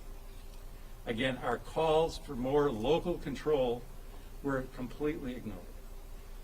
Fortunately, through the cooperation of a local business, they contacted us and said, look, we have this expansive building where you can have literally hundreds of individuals count these ballots. And so we have entered into an agreement with them, as we did in April and August, to have the votes counted here. They had been counted at a different location, which was a much smaller location. But because of our insistence on doing this in a way that is as safe as possible for our election workers, we wanted to have the social distancing that can occur when you have a facility this large. That's how we came to this location. This floor, of course, as you can see, is the floor where the work will be done. You can see behind me the tabulators. These are the tabulators, and it's an amazing feat to watch these tabulators as the ballots are fed through them on election day and election night. The speed with which they can tabulate these votes. Through the grant that we received, the grant that we had submitted and received several $1 million for, we have spent approximately $850,000 to purchase and lease 10 of these tabulators, so that we can, as quickly as possible, as accurately as possible, and as safely as possible, count the votes. So you will see these tabulators, again, the 10 tabulators around the room. The room is set up in a pod system so that individuals can be self-contained, and that even to the point where there are fans, so people can use those fans and raise their hands if they have questions, so that there's not a lot of people walking around here. There are going to be, again, probably 400 people here at one time. There are 3 shifts that will come during the course of the day, a shift early in the morning, a shift in the afternoon, and then another shift that comes at about 10 o'clock at night. So there will be a lot of activity that's occurring here. On the second floor is a place where people can eat. So this has served us very, very well, and we hope that it serves us well on Tuesday. But again, we anticipate that there'll be 175,000 or so ballots that will be counted. Those will be added in to the ballots that will be cast in the 173 different locations that are spread around the city. I think all of you are aware of this. The first numbers that will come out will be the numbers that will be from the 173 polling places. But that will not tell even half of the story, again, because well over half of the ballots will be counted here, and that number will be released, we hope, within 12, 14 hours after closing of the polls at 8 o'clock on Tuesday. So again, we wanted you to see this, to see what it's going to look like ahead of time before it looks like Grand Central Station. But it's an amazing place to see people working. Again, literally hundreds of people, and I am so thankful to them for stepping up in our democracy. I'm also very thankful to Claire and her team, because you can imagine that this is a pressure-packed event. There's a lot of pressure on her and on her staff, and they have worked tirelessly to recruit poll workers to make sure that they can operate in a safe place, to have the 173 locations after the challenges we had in April where we were down to 5 locations, to have social distancing measures in place, to have PPE for the workers. So they have done an amazing job, and I'm very, very grateful to them. And I'd like Claire to say a few words right now. Claire? Thank you, Mayor. Yeah, so I think the mayor covered most of the logistics here at Central Count. It was very concerning to me, especially with the rise in cases right now of COVID. How do we safely convene 400 people? They're all stationary and sitting in one room, prolonged contact, which is exactly what we discussed not having. So we have a PPE station right here when people first check in. Every single worker is given a thermometer and asked to take a seat and take their own temperature. They'll take that thermometer home with them. We have KN95 masks as well as surgical procedure masks. We also have face shields and gloves. And we have tried our hardest to station everything in pods, like the mayor said, so that the idea is that a worker will interact with 45 or 50 people on election day instead of 400 by milling about the room. As a result, we have cones for limiting observer and media movement as well, but all the thought that goes into how to lay it out with the most transparency as possible. So we are also going to live stream It will be on our website, linking to a YouTube live stream, 6 different camera angles throughout the room on Election Day as well. As the mayor said, it's going to take us hours and hours and hours to accurately count 175,000 ballots. I'm still going to go with my projection of the wee hours of November 4th, 3 or 4 a.m., but it could be longer depending on how many people actually show up on Tuesday.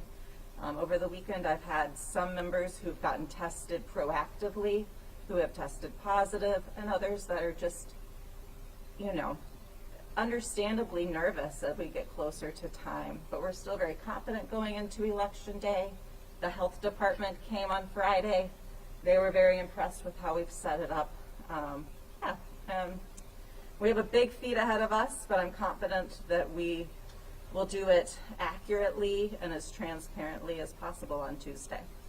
Claire, could you spell your first and last name? And then could you also remind us of the total number of registered voters, what percentage you've seen, you know, so far, how many people are left to vote?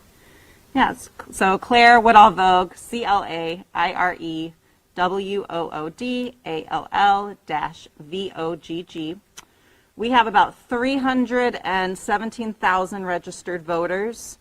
As we already stated, we're expecting 175,000 ballots on Tuesday. As of this morning, before any early voting took place, we had 157,000 absentee ballots returned. So I'm taking into account today's early voting numbers as well as what we hope to receive in the mail and at our drop boxes tomorrow and on Tuesday.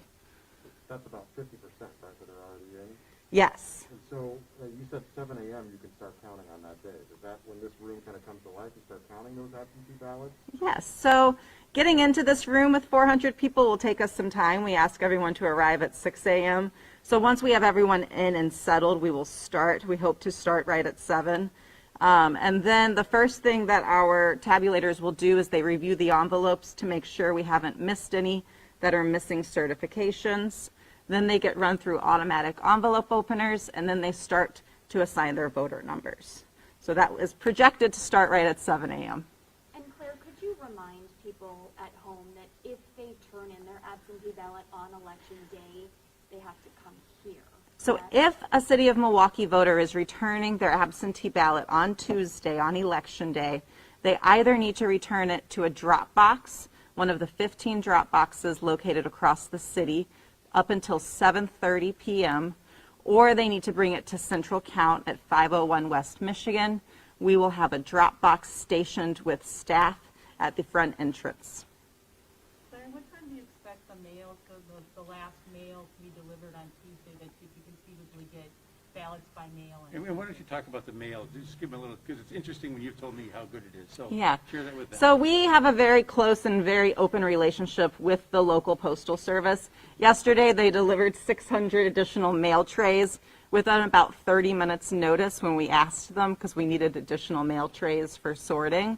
And then today they actually met a staff member to give us what mail had come in so far over the weekend. So we got Saturday's mail and Sunday's mail. On Tuesday, we will have frequent passes where they will be cleaning out anything they have in-house that they've received at their own boxes, and they will deliver it directly here at 501 West Michigan. We don't have a hard deadline, but usually it's right around 6 or 6:30 that they do their final sweeps to make sure everything gets here by 8 o'clock. And what's the law in Wisconsin for the last? In Wisconsin, your absentee ballot has to be received by the clerk or her designee by 8 p.m. Claire, also, can you talk about the machines? How many ballots can you count in a machine, like, say, per minute, or can you kind of give us how quickly they work? So how quickly the machine can run a perfect flat, hasn't been sitting in a folded envelope, versus our actual mailed ballots is a little different. Our tabulators can usually do between 1,200 and 2,000 an hour, just depending on the amount of paperwork, how well the ballots are prepped, and how flat we're able to get them. As simple as it is, that's another delay by not allowing us to even open ballots until Election Day. We have folded ballots that have to go through a machine that jams them. So it's the simplest things and the most common sense change to a law that our legislature has refused to take any action on. You mentioned concern that some of the workers may not end up coming on Tuesday. Do you have a backup pool of workers, or how will you handle that if a large amount of workers decides not to come for whatever their reason may be? So we have overstaffed at both our polling places and at Central Count to prepare for about a 20% no-show rate at both. So we're very confident going into Election Day, even with people who suddenly get scared or might be sick, that we will still have plenty of workers to staff our 173 polling places, as well as plenty of workers here at Central Count to process ballots. So can you talk about the pressure of being in one of the critical swing states and not being able to necessarily count your ballots till Election Day? I mean, certainly from a national perspective, there's a lot of attention and focus on not only Wisconsin, but Milwaukee and Madison, because they think it's going to be a Democratic turnout. Yeah, you know, for me, it's not so much the pressure, so much as the frustration. This is a job that could be done safely over the course of a week. Any other state has, you know, even Senator Ron Johnson suggested that the legislature convene and make this common sense change. So for me, I face a great amount of frustration over the drama that has forced to unfold. We have to count them starting at 7 a.m. We can't release any results until it's entirely finished. And to me, it's unnecessary drama and unnecessary risk for our workers, regardless of the amount of stress it causes. For me, if you can't hear it, I get pretty frustrated by it and pretty angry that we're being forced to risk our own health. And we have over 100 workers who have signed up to work a 24-hour shift, which is pretty incredible when you think about it. And thinking about what that does to your immune system, to your body, it's just really ridiculous. Talk about the rejection process, the curing process. Yeah, so we have been working, the City of Milwaukee's been working with volunteers over the past 6 weeks to be very proactive with any ballots that are returned without a voter signature, a witness signature, or a witness address. We have had a very high response rate of voters curing their ballots via mail, and it's only over the weekend that we have had to start to mark ballots to be rejected. All of those voters are being contacted, and they can come to Central Count to cure their ballot, either by, if they're missing a voter's signature, by coming and signing it, or to bring their witness to sign it. Is there any signature matching that you have to do? No, so in Wisconsin, absentee ballots do not go through any signature verification. So there's no comparing it to a voter's registration form. Any signature, any mark is considered valid. There's no adjudicating of signatures here. So to be clear about voting and how it all works, you said at 7 a.m. you can start, once you unfold everything and start running them through the machine. Those are the ballots, those 157,000 or whatever's out there already. And then you count the ones that come in from Election Day? Because you said you can't release results until everything is in. So on election night, our polling places, they will modem their results directly to the county. So when you start to see results coming in and the precincts processed percentage, that's coming from the polling places in the city of Milwaukee. We are not able to release any results that are absentee until we have all absentee results. So even if we've processed 160,000 ballots at 8 p.m., we can't release those results until we process the other 15,000. And that's where the delay will be. And that's where the delay will be. Is at the end of the night, voters have until 8 p.m. to return their ballots. We add incoming mail throughout the day, and we'll start to have bottlenecks form at our machines. So the action will really be at the machines from about 10 o'clock until we finish. So it's not something we throw more people at. It is just a capacity and making sure that we're taking our time and doing everything as accurately as possible. Thank you all very, very much. Thank you. Thank you guys for doing this. We really appreciate it.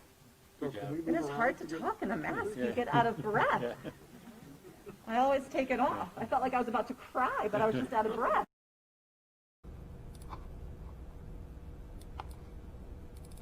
All right, everybody, good morning. Pilar Arias here with News Now from Fox. I hope you all are having a fabulous day, and I hope you had a great weekend. I'm going to say hello here in just a few moments as I just hopped on the set here.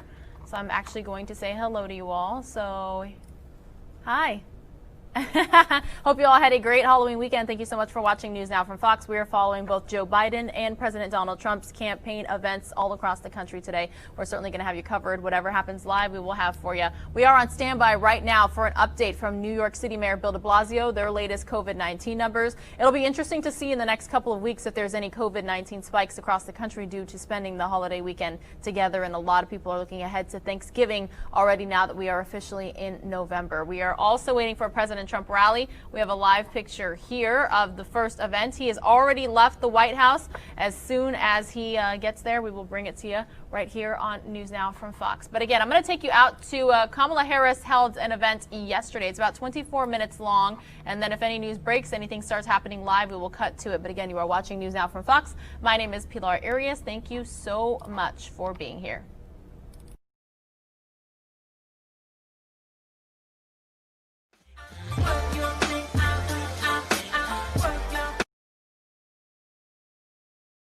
What's up, Goldsboro? It is so good to be with you. Oh, it is so good to be with you. You all are doing it. You are doing it. It is so good to be with you. Let me, first of all, where's GK? There you are. GK Butterfield is an extraordinary, not only leader for North Carolina, but a national leader. And you know, I work with GK in rooms where there are no cameras and rooms where there are cameras. And he is the same person every time. And always fighting for the people of North Carolina, always fighting for the working people of this state, and always fighting to make sure on the national scene that North Carolina gets the respect it deserves. So thank you, GK, for everything that you do and for your friendship. Reverend Barber. Listen, I have to tell you, Reverend Barber is just so, he really is, he is a voice of conscience for our country. Reverend Barber makes sure that everyone, I have seen him in Congress walk in those halls, making sure that everyone has front of mind the issue of poverty in America, hunger in America, and that we speak truth about what is wrong and what needs to be fixed. Reverend Barber has prayed with me. He has encouraged me. And so I just want to, in front of the folks from his home state, I want to thank Reverend Barber for all that you are and all that you do. Goldsboro Mayor Chuck Allen, where are you? There you are. Thank you, Mayor. Thank you for welcoming us and for all you've been doing here in your role of leadership. And State Representative Raymond Smith, there you are. Thank you, sir. I see the Divine Nine is well represented. See it? It's so funny. You know, when I got the nomination at the Democratic Convention, and I gave my speech, and I talked about family, and I said, you know, family, and these are the things that are family to me. And then I said the Divine Nine. And, you know, these reporters who cover presidential elections, some of them were like, well, what's that? And I was like, you're about to find out. We are here. The chair of the Wayne County Democratic Party and state representative candidate Carl Martin, where are you? There you are, my alpha brother. There you are. And state Senate candidate Donna Lake, where are she? Introduced me. There you are. Thank you for that beautiful introduction. So, okay, we are practically on the eve of the election that will decide the course of our country probably for generations. We are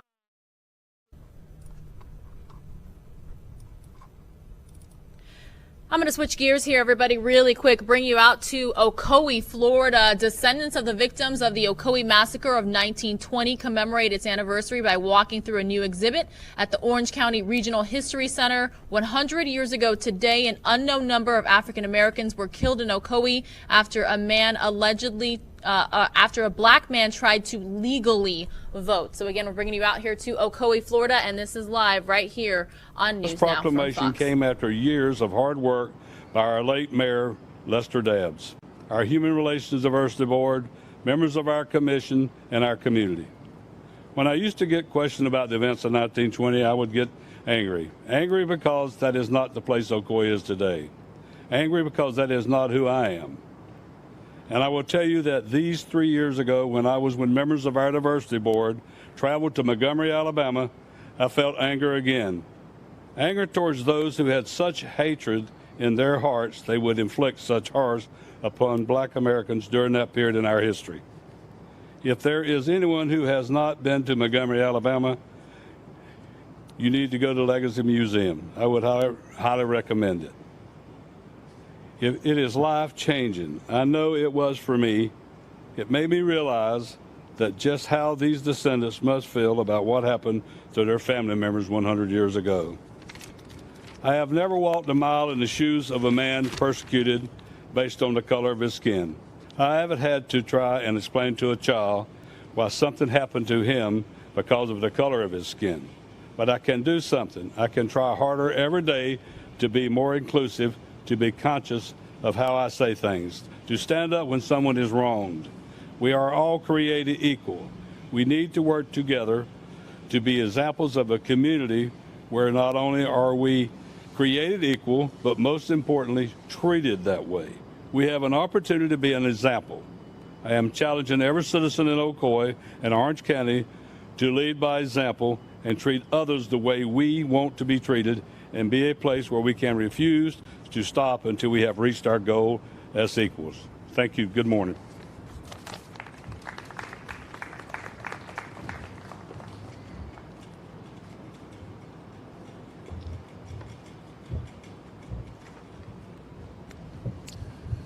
Thank you to Mayor Rusty Johnson and to Mayor Dyer. I think it is also appropriate today to recognize specifically the first elected African American in the city of Ocoee, Mr. George Oliver. And we also have Mr. Larry Brunson serving, 2 African Americans serving in the city of Ocoee today.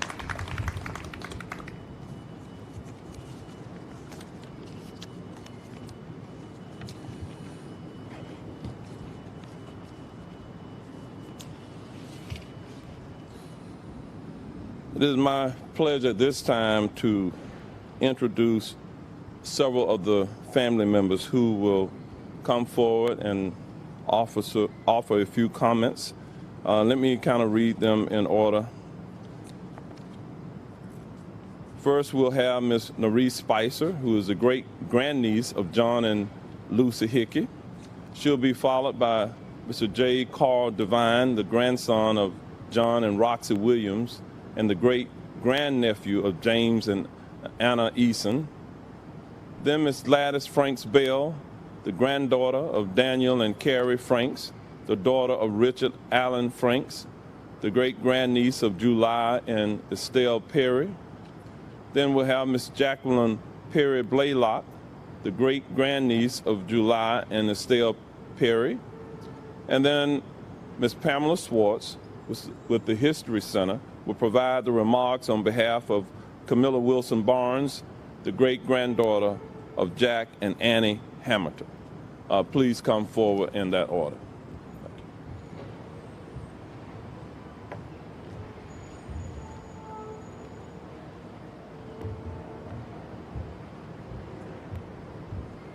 Good morning. I'd like to thank Mayor Demings and Pam Schwartz and everyone who contributed their time and resources to all of these commemorative events. I am the great-granddaughter of John and Lucy Hickey, and I did prepare a speech, but I'm going to throw the speech away and just speak from the heart. My great-grandparents were entrepreneurs and landowners in Ocoee, and then after the Election Day Massacre, they ended up resettling in Apopka, Florida.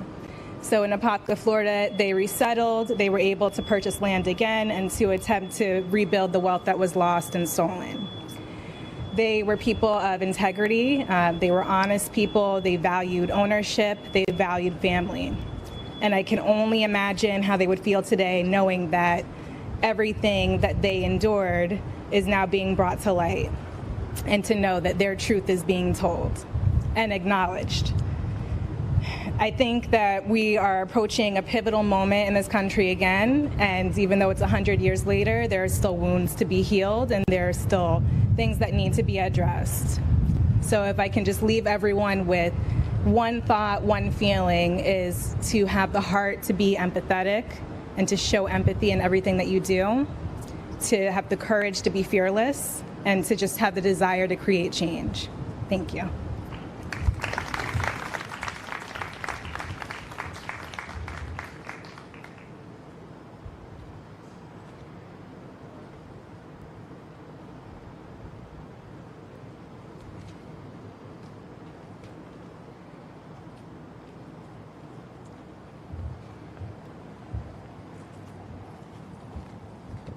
Hello, I am J. Carl Devine. I'm the grandson of John and Roxy Williams and the great nephew of James and Anna Easton.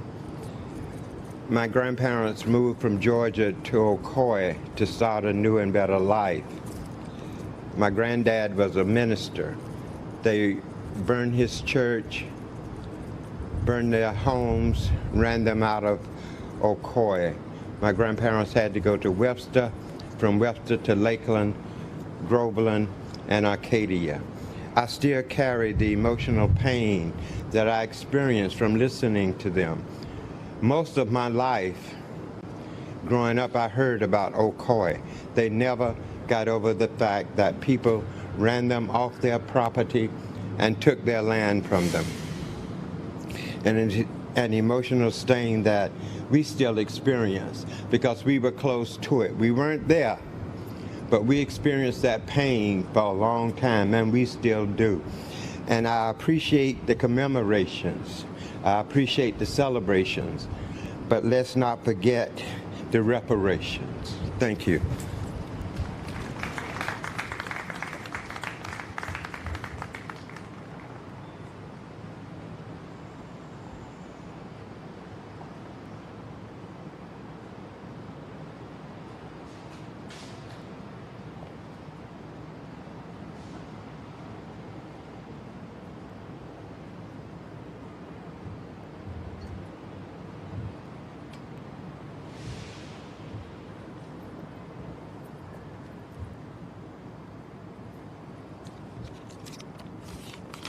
Good morning. Maybe I better move my mask. That's better. I just have a few words of gratitude.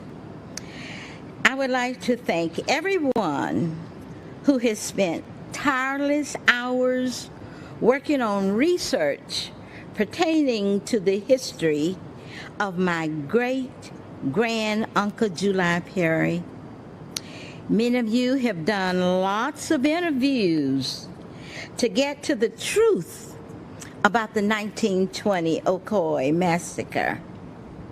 You have made many presentations, displays, and installed a beautiful marker so that everyone could hear, read, and see what went on within the past 100 years. I, for one, would like to see reparation for the Ocoee Massacre descendants. If I may, I have a book out. I don't know whether I should say this. I have a book out entitled Visions Through My Father's Eyes, and you can find that on www.gladysbell.com, and I thank all of you.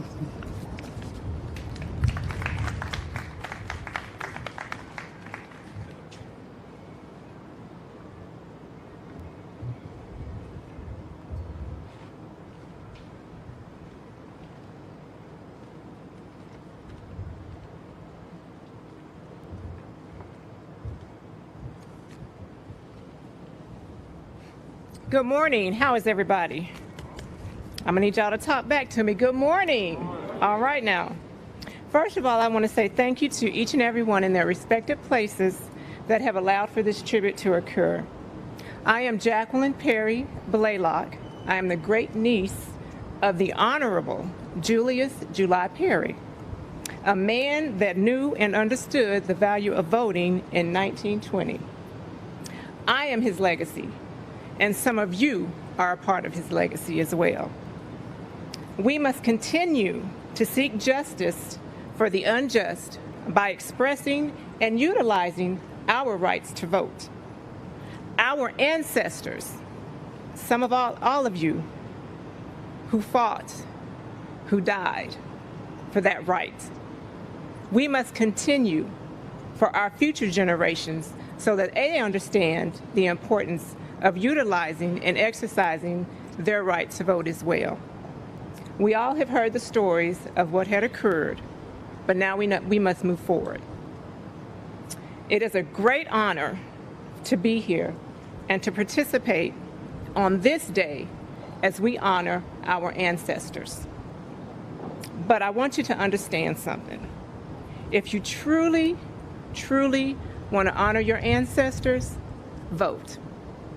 Vote in your county elections, your city elections, your local government elections, and more importantly, the national elections. If we want to see a change that we are all discussing and talking about, remember, we have to protect that right to vote that our ancestors died for. And although some of them may stay silent, this new generation, we're going to speak forcefully. So do what is necessary to honor your ancestors that I won't say willingly gave their lives, but lost their lives for that right to vote. Thank you.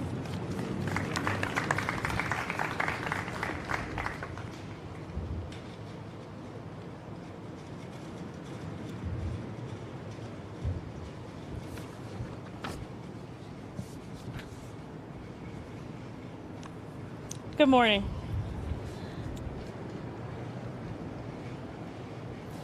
My name is LD Robinson, and I am here representing the Hamilton family on this very special day. I will be reading a letter from Mrs. Camilla Wilson Barnes. To Orange County, Florida Mayor Jerry L. Demings, Ms. Rhonda Robinson, Special Assistant to the Mayor, and his entire staff.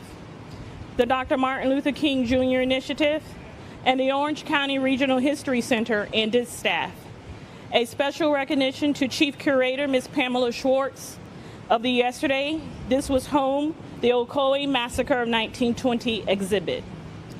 On behalf of the Jack and Annie Hamilton family, their children Rosa, Hattie, and Lafayette, and Matilda Smith, who were survivors of the 1920 Ocoee, Florida Voting Day Massacre, I am Camilla Wilson Barnes, a great-great-granddaughter and direct descendant of Jack and Annie. I want to thank you so very much for your recognition of the Ocoee Massacre and declaring November the 2nd, 2020 as Descendants of the Ocoee Massacre, honoring the Ancestors Day in Orange County.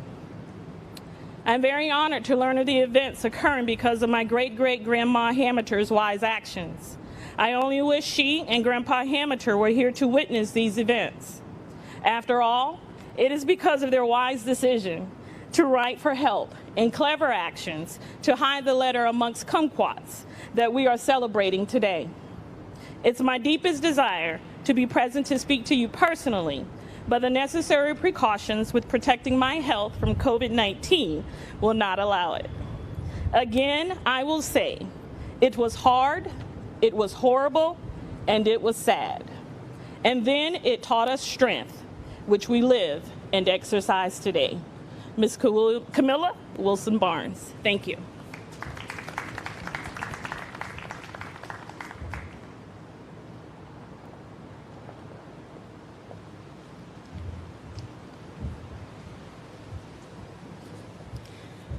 Hello, everybody. My name is Pam Schwartz. I'm the Chief Curator of the Orange County Regional History Center.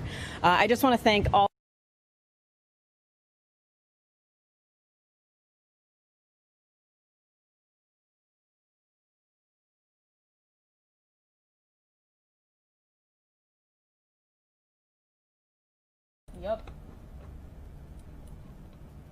go. Again, you are watching News Now from Fox. My name is Pilar Arias. Happy Monday. Thanks for being here. I hope you had a great holiday weekend, and I cannot believe that we are already in the month of November.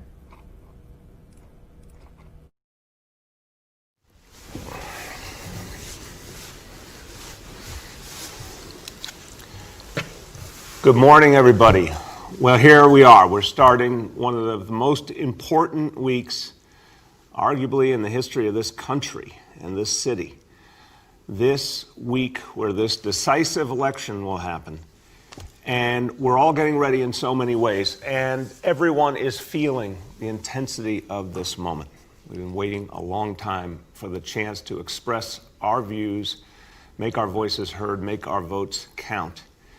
And New Yorkers have done something amazing in the course of the last days. We've seen early voting on an incredible level. You know, this was a city, a state where we fought for a long time to finally get early voting, one of the last places to get it in this country. But look at how New Yorkers have taken to early voting. Look how involved people are. Look how engaged. Over 1.1 million New Yorkers have voted already in this election. This is amazing. Over 1.1 million. No matter what the challenges, no matter how long the lines, and I can speak about that from personal experience, the people of this city wanted to be heard, and they went out and did the right thing, and a lot more to come tomorrow on Election Day. So we're going to talk about the election for sure, but before we go into that, I want to remind us that elections ultimately are about what we value, what we care about most. And elections express what our priorities are. And in this city, there is no higher priority, nothing we value more than public education. This is one of the places where public education is most cherished and has determined the destiny of millions and millions of children, because we go out of our way to make a great public education available for all. Now, we also know that public education is a foundation of our democracy, so it's so important that every child get the very best possible education. And we decided, for that reason, that it was worth moving mountains to reopen our schools. A huge amount of effort went into it. And I want to thank all our educators and staff, all our parents, all our kids, everyone who is committed to reopening our schools in person. What a difference it makes for a family and a child that make that choice to have in-person education. And the year is off to a strong start and a safe start. And that was job one, to make sure our schools would be safe. And we now have lots of evidence how extraordinarily safe they are. And I thank again everyone who's been a part of that. Now we have an opportunity for parents who want their children back in school but had not yet chosen blended learning. They have an opt-in period, and every one of you has a chance to choose. If your child is now in all remote learning and you want your child to benefit from in-person learning, you have an opt-in opportunity starting today, going through Sunday, November 15th. And it's very simple and straightforward. Anyone who wants to opt in can go to schools.nyc.gov/return-to-school2020 and sign up. And if there's questions and concerns, please talk to your principal, talk to your parent coordinator. The DOE has lots of folks available to answer your questions. We want to make sure that for those for whom in-person education is best, and for those who have been waiting for the opportunity, that they know all about this opt-in period, get all their questions answered, and are able to take full advantage of it. So we know the power of our educators to help our children forward. We know all the great things that happen in the school community. For parents who have been waiting for that opportunity, here it is, today through November 15th. Okay, now, I want to go back to where we started this amazing experience we're having already with democracy in this city, the amazing turnout of New Yorkers, 1.1 million plus already. But I want to remind people there is no early voting today. The early voting period has ended.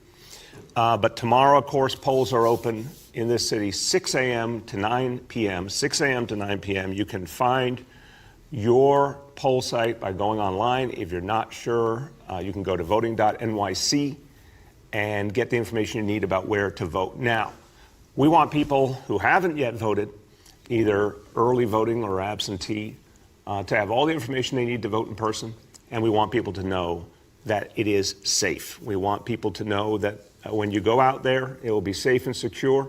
We also want people to know that we will not accept any effort to intimidate voters in New York City. And if you're out there at poll site and you see election folks wearing this would be city volunteers outside poll sites focused on making sure that no one is intimidated, no one is harassed.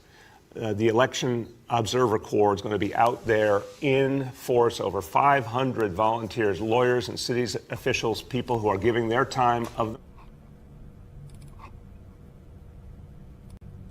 All right, everybody. Some of you are going to see a quick commercial break while we switch live events right now. We're going to be going to New York City. Remember, this is still going on live, but we have been playing it from the beginning. And we're going to head out to a Speaker Pelosi event visiting In America art installation honoring COVID-19 victims. So again, we're going to head there now, but a quick commercial break for some of you on News Now from Fox. Everyone is empowered. Everyone gets the information.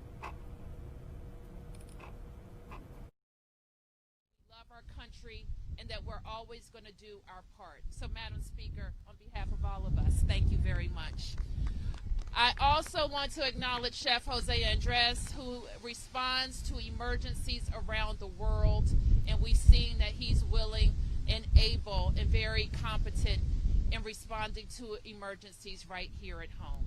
So on behalf of 700,000 of us in Washington and those families who have lost loved ones or people who have become sick, I want to thank the artists for this, and also announce that we will extend the ability for this exhibit to stay here through the month of November. So with that, I want to introduce Chef Andres, who will introduce our speaker. Jose. Thank you, Mayor. Thank you very much, Mayor Bowser, and thank you for your leadership all these months.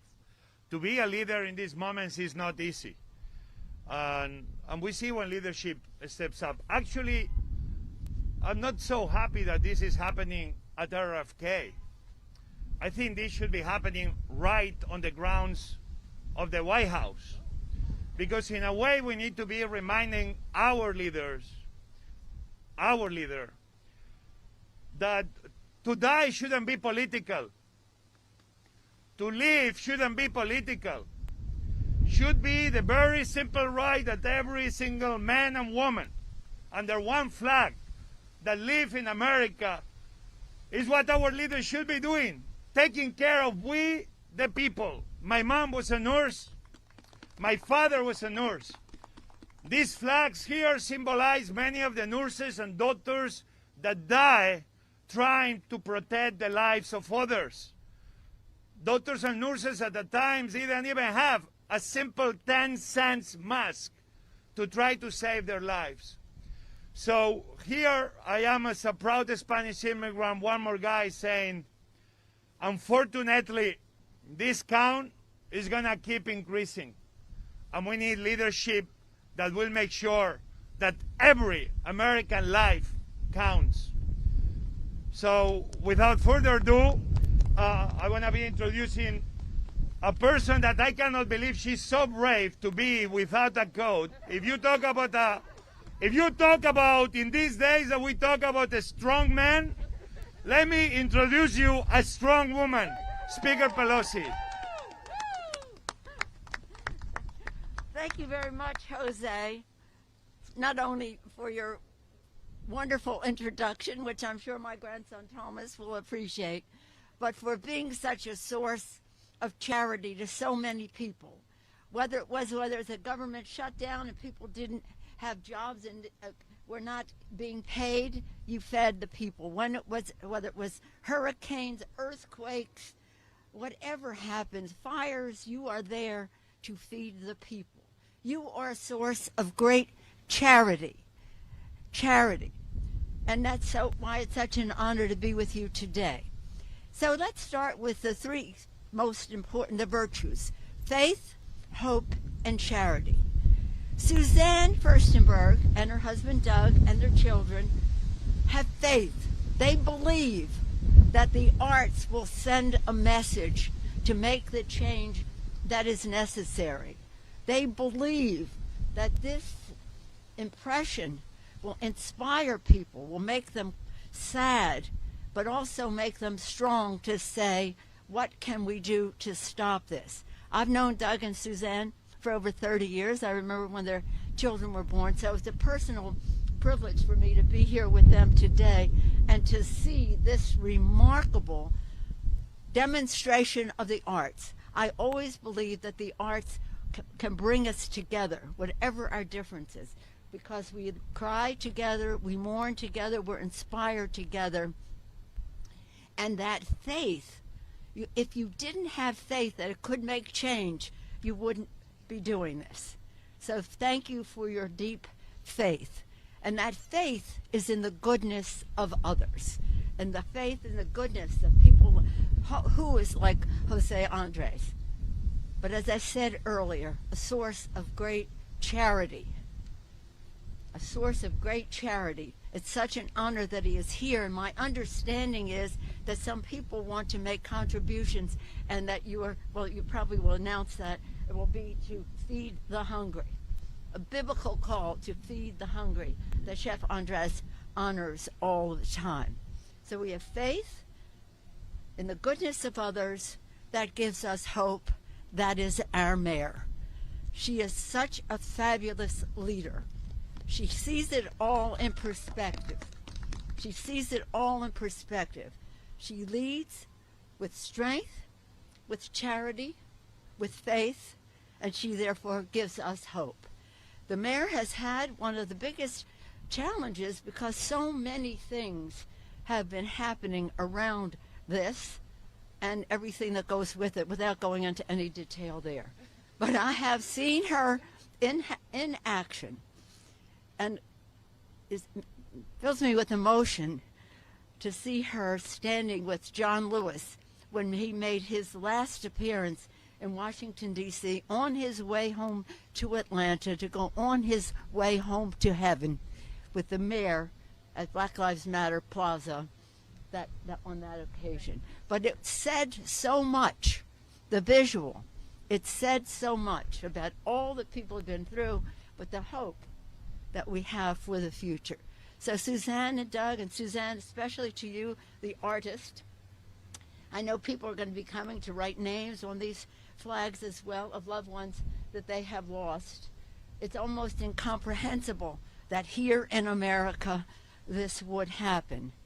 But thank you for giving us this optic, this visual manifestation of it. Not only the lives, how horrible all this time, but the families, the communities that had lost maybe 1,000 healthcare providers.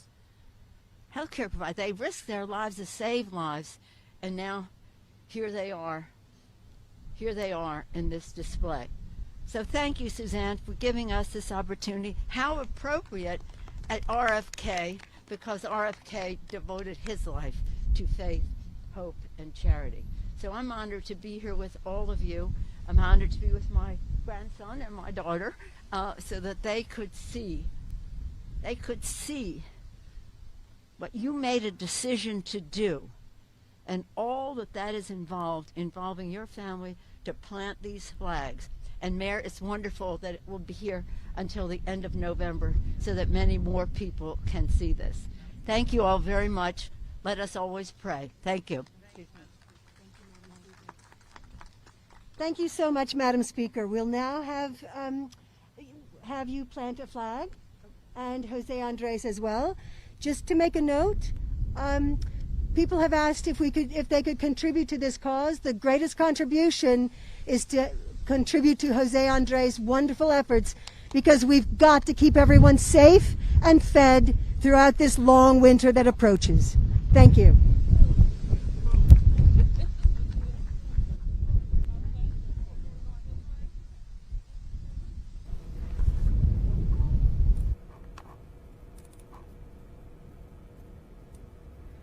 again, everyone. This is called the In America art installation there in Washington, D.C., honoring the victims who have died here in the U.S. due to COVID-19. You are watching News Now from Fox. My name is Pilar Arias. Happy Monday. I hope you all had a great Halloween weekend. Speaker Nancy Pelosi there planting a flag to honor a COVID-19 victim. I'm going to take you back out to New York City now. Mayor Bill de Blasio is still speaking live, but we have been recording since the beginning. Some of you are going to see a quick commercial break, but News Now from Fox is just moments away. Force over 500 volunteers, lawyers and city officials, people who are giving their time of themselves to make sure the election is accurate, safe, no one is intimidated, no one is harassed. Also, there'll be a lot of translation services available. For folks who need that. We want to make sure everyone gets the answers to their questions and can vote effectively and safely. Now, I want you to hear about these preparations, and I want you to hear about them from someone who's really devoted herself to making sure that everyone is empowered, everyone gets the information they need, everyone gets the translation they need. This is the great work that she and her colleagues are doing at the New York City Civic Engagement Commission, and it's my honor to introduce the chair of the Civic Engagement Commission, Dr. Sarah Said. Thank you so much, Mr. Mayor. The Civic Engagement Commission is a new agency to promote civic participation and improve civic trust in New York City. We're working with our partners to make sure all eligible voters in New York City have access, knowledge, and confidence to participate fully in elections. A crucial part of this is equipping limited English proficient voters with knowledge about their rights and the voting process. Language should not be a barrier to civic participation. We're glad that BOE is doing what's mandated under the Voting Rights Act, providing interpretation in Spanish citywide, and in some counties, Chinese, Bengali, Korean, Hindi, and Punjabi. And because we live in a city that speaks 200 and more languages, we must go above and beyond this minimum. Our city's voters deserve that commitment. The city's Civic Engagement Commission is helping meet this need by providing expanded interpretation services in Arabic, Bengali, Chinese, French, Haitian Creole, Italian, Korean, Polish, Russian, Urdu, and Yiddish. We were privileged to serve New Yorkers at 25 early voting sites this past weekend, and really looking forward to serving 52 additional poll sites tomorrow. Sites are selected based on the highest concentration of voters speaking each program language. The Commission has been coordinating closely with the New York City Board of Elections on operations. Our services are complementary and do not duplicate any service provided by the Board of Elections under the Voting Rights Act. To spread awareness of people's rights, we also have PSAs in 12 languages to encourage the city's limited English voters to bring a friend or family member, not an employer or a union rep, to serve as their interpreter. And they both just need to sign a form at the poll site. If you'd like to find out whether the Commission will be offering language services at your poll site, please check nyc.gov/wearevoters. The landing page is available in 12 languages by clicking on the translate button. And we'd also love to ask you as New Yorkers to help us share our PSAs more widely. And these are also available on nyc.gov/wearevoters. I'm going to end with this. I'm deeply encouraged and inspired that more than 1 million people turned out to vote early in New York City. And to every single voter who has not yet voted, this is our time to show the world that we are voters. Voting is a commitment to yourself, to your community, and to our shared democracy. Make a plan and vote. Thank you. Thank you so much, Sarah. And to everyone, I want to thank you and everyone at the Civic Engagement Commission. It makes such a difference to let people know how important it is to vote and to make it easy to vote. And that's what we're working on every day. Now, I want to talk about Election Day and the aftermath. Look, everyone's thinking about this deeply. Everyone's concerned. I want to start with what we have known from the past and we should be prepared for, that the election results will not necessarily be 100% clear on Tuesday night. They may not even be clear on Wednesday. We've had this experience before as a nation. We've had this experience before in this city. First of all, remember, so many people voted by mail, and it does take time to count those ballots.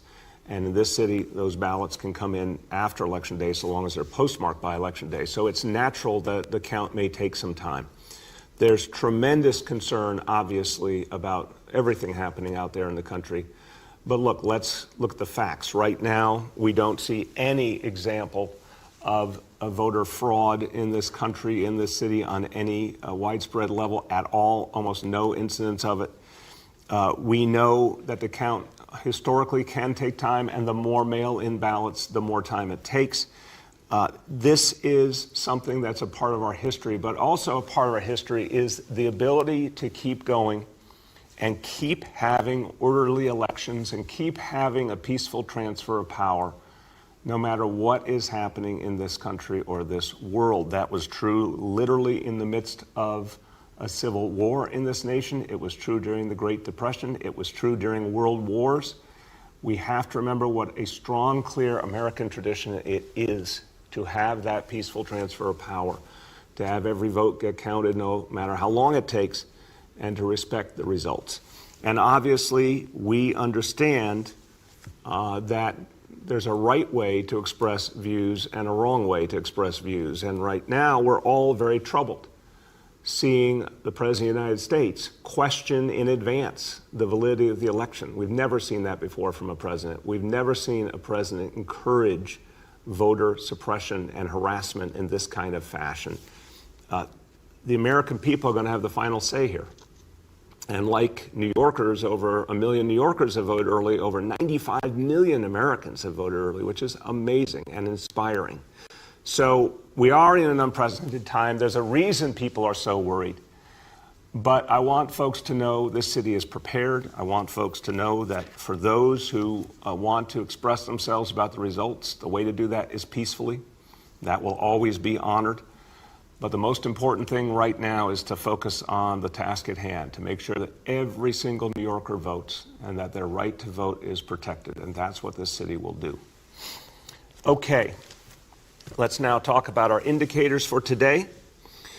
Let me comment on them as we go along. So, number one, daily number of people admitted to New York City hospitals for suspected COVID-19. The threshold is 200 patients. Today's report is 80 patients. Again, that's a number closer to what we saw earlier a few weeks back, and the confirmed positivity level of 16.8%. So those both, in the scheme of things, are pretty good numbers for today. Now, here's a number that is causing us concern for sure, the number of cases. So number two is the new reported cases on a 7-day average threshold of 550 cases. Today's report, 593. As I've said before, that is an area of concern. Some of that comes from just a lot more testing, and a lot more testing is a good thing. And I want to keep encouraging people to get tested on a very high level, but we are watching that number carefully. And the most important number, as always, percentage of people testing citywide positive for COVID-19, threshold 5%. Today's report, a worrisome number, obviously, 2.08%. But the rolling 7-day average, better number and more consistent with where we've been in the last few weeks, 1.81%. So still that number suggests some consistency with where we've been in the last few weeks. We want to turn the tide now with all the outreach and the face mask wearing and the social distancing and the testing. We want to start knocking down that 7-day rolling average. But we're keeping a very close eye on the situation because we're obviously at a point where that has gone up in recent weeks, and we take that very seriously. A few words in Spanish. Esta semana podemos hacer dos cosas para un mejor futuro de nuestros niños. Votar en la elección mañana es la más importante de nuestras vidas. Y si quiere que su hijo aprenda en persona en la escuela, puede firmar hoy. With that, let's turn to our colleagues in the media, and please let me know the name and outlet of each journalist. Hi all, we'll now begin our Q&A. We're joined today by Dr. Sarah Said, Chair and Executive Director of the Civic Engagement Commission, Dr. Dave Chachki, City's Health Commissioner, First Deputy Chancellor Donald Conyers, Senior Advisor and Counsel for Democracy NYC Laura Wood, and Senior Advisor Dr. Jay Varma. With that, we'll go to our first question with Juliet from 1010 Wins. Oh, hi. Good morning, everybody. Good morning, Mr. Mayor. How is it going today? Thank you, Juliet. It's going well today, and so far, so good. How you doing? I'm okay. Thank you. An early voter. There you go. Best kind of voter. Yes, yes. So my question to you is, so many businesses have been boarding up and closing shop. What are your thoughts on that, and what are your concerns about violence in the next couple of days here in the city? Juliet, I checked in with our police commissioner last night. We do not have any specific reports or specific threats at this point. Everyone, of course, is concerned about the election results and what plays out after, but I want to emphasize at this moment, we don't see a specific challenge. We are ready for all sorts of challenges. A lot of preparation has been happening over the last few weeks, and I'm meeting with city officials, PD officials today to continue that preparation. As to the stores, look, every store owner has to make their own decision. Again, we do not have a specific threat. I respect the decision of each store owner. We are not giving guidance to store owners to do that, but if that's what they choose to do, we certainly understand. Go ahead, Juliet. Okay, yeah, and to follow up, given that, as you just mentioned, that there might not be any sort of definitive conclusion for the next few days, or that could go longer, how concerned are you that there could be a lot of street activity and businesses are remaining closed? And, what about the safety of just people who are out on the street if they need to get to work or go to business, if they're running into any of these demonstrations or protests or acts of violence? Look, Juliet, the history of this city being able to respect and accommodate peaceful protests, very long, impressive history, really. And when you think about all the things that this city is able to manage, remember what it's like every year when we have, well over 100 world leaders here for the UN General Assembly in normal years, all the times that there are major events happening around the city. There's plenty of situations where the city of New York and the NYPD have to handle huge numbers of people. So we are prepared. Now, I think we shouldn't prejudge. I think we're going into something that we haven't experienced before. That's true. We're going to know a lot more, though, obviously, on election night. A close election is one thing. A not so close election is another thing. The way the vote counts continue to go is going to tell us a lot, both the process, the timeline, what the candidates say. There's a lot of variables. But we'll be ready for anything. I think people should start with the assumption that we're all going on with our lives, as always, as New Yorkers, and that if we need people to take any special precautions, we'll be saying it for sure. So right now, I work from the assumption that this city, as always, will be ready. Next, we have Rich from WCBS 880. Mr. Mayor, just to follow again on the possibility of violence with the boarded up buildings and the demos, is there a ban on the use of mounted units from the PD to control these demos? Did I remember something like that going on? And if so, if things get out of hand, will it continue? Rich, I think what was clear in the course of this year is the preference is not to use those units. The policy, the approach is to use them only when absolutely necessary. So I don't expect a situation right now where they'll be needed, but obviously we'll judge by the specifics. Go ahead. Okay, and another topic entirely. How are the schools doing? How many schools do you know? You may not have a handle on it, but how many schools do you know have been closed for a couple of weeks? Is that number mounting, staying stable? How does it look? Right now, there's 21 that are closed for a 2-week period, although I remind you that number changes every day because some come out of that period of quarantine, others might go in. Now, remember, that's a meaningful number. I don't want to belittle for those school communities. That's a challenge and an inconvenience, to say the least. But I do want to remind you that's 21 out of 1,600. So by any measure, the vast majority of schools are open on any given time. When we see a situation where a school needs to be closed, we work out of an abundance of caution. And so far, that's served us really well. because as we know, the schools overall have been, extraordinarily safe. And so I think a cautious, health and safety first approach is really working for us. Next, we have Jillian from WBAI. Hi, Mr. Mayor. How are you? Good, Jillian. How you been? Well, I had the flu, which is why I've been absent. So I'm on the uptick, thankfully. I wish you a speedy recovery. I have. It wasn't so speedy, but at least it was the regular flu. So. All right.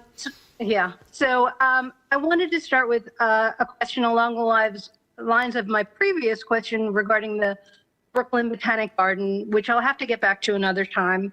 The Soho rezoning, this is also a landmark or protected area and a tourist attraction. Opponents say you can have an affordable housing mandate without having to upzone, as other cities have done, without further destroying New York City architecture and history, and inevitably causing gentrification with the 75% luxury apartment standard, and thus changing the entire character of the area. And where does your relationship with Edison Properties factor into the plan, which you said earlier this year couldn't be done because of time constraints before your term ends next year? So a lot of pieces there. Let me try and give you a simple, straightforward answer. I disagree with the analysis that says Soho is going to gentrify. I think it is extraordinarily gentrified right now. And the whole idea is to introduce affordable housing into a neighborhood that has had very, very little. When you talk about a mandate, obviously I need to know more specifically what you mean, but we've looked at all sorts of tools that actually create affordable.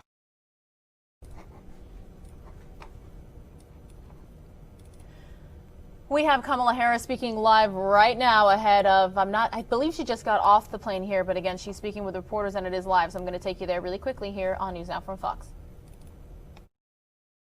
Everyone votes. And so that is where I am focused. That's why I'm here in Pennsylvania. We're going to be covering a lot of ground today. Joe's going to be here. Jill's going to be here. Doug's going to be here. And again, because our focus is right now between now and when the polls close. That is our entire focus. One more question. What's your reaction to President Trump again raising doubts about the integrity of the election in Pennsylvania, specifically in Philadelphia? I think that I honestly believe that he's doing it to distract from the fact that he actually has no record to run on. I've said this many times. We have witnessed the greatest failure of any presidential administration in the history of America. And so he wants to scare people, he wants to distract people, confuse people, but you know what? He doesn't understand that the American people are smarter than that. Thanks, guys. We gotta go. Okay. Thanks, all.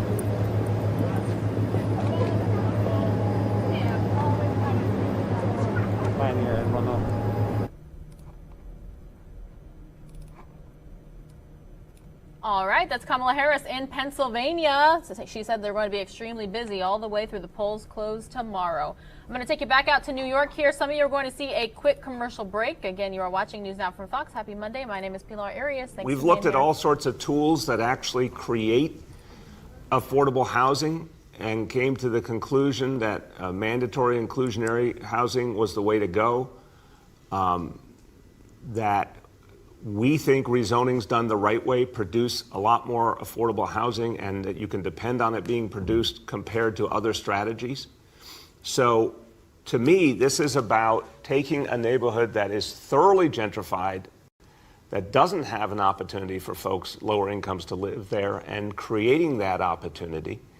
And originally, it wasn't clear to me whether there would be enough support to move this quickly through the council. I now believe that there is that support, and we want to get this done.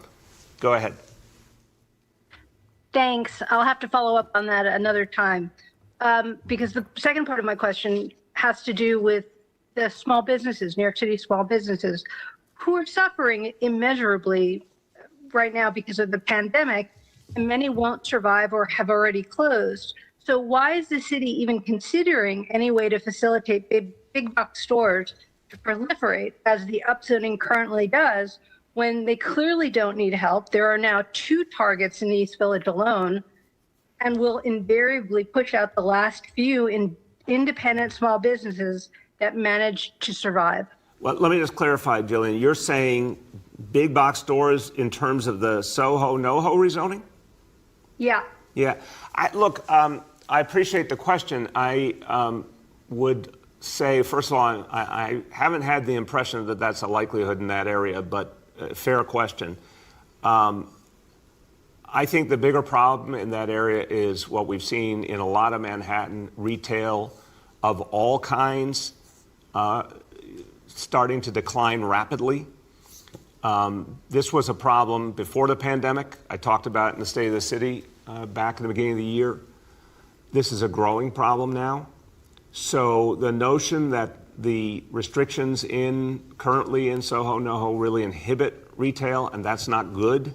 We're losing a lot of retail. We have to address it. That's part of what's motivating this, is to make sure we do have a strong retail sector still in Manhattan and all the jobs that go with it. I don't believe it is a contradiction, as you presented, between big box stores and smaller stores. Right now, I think retail in general is getting undermined in much of Manhattan, and we need to find ways to preserve all of it. So I don't have the impression it plays out the way you're saying on several levels. I do know if we don't do something different, we're going to see a declining retail sector, and that's not good for this city. Next up is Katie from the Wall Street Journal. Hey, good morning, Mayor de Blasio. How are you doing? Good, Katie. How are you?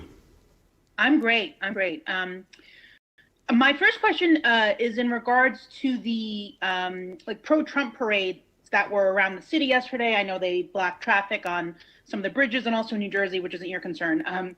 But I noticed in the video of a lot of the parades and photos, the cars had their license plates obstructed. And, my understanding is that's not legal.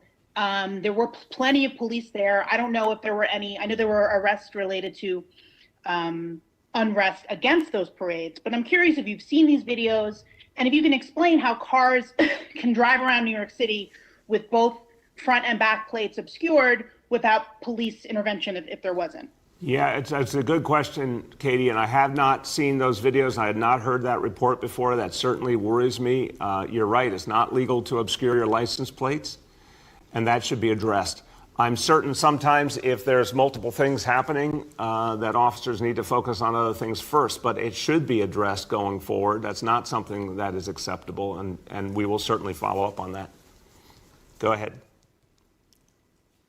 Thank you. And my second question is in relation to the uptick in COVID cases. I mean, is there any sort of, from the test and trace, is there any link to any action in the last couple of weeks? I don't know if it's early voting. I know it's only been a week, but is there any indication now that the uptick is related to specific events or one specific event, or is it just more of a widespread increase in the city? No, it's an important question. I'll start and I'll turn to Dr. Varma, Dr. Choksi. I think the common sense answer here is that what's happened in Brooklyn and Queens, even though it continues to get better, clearly that's where one of the multiplier effects is here.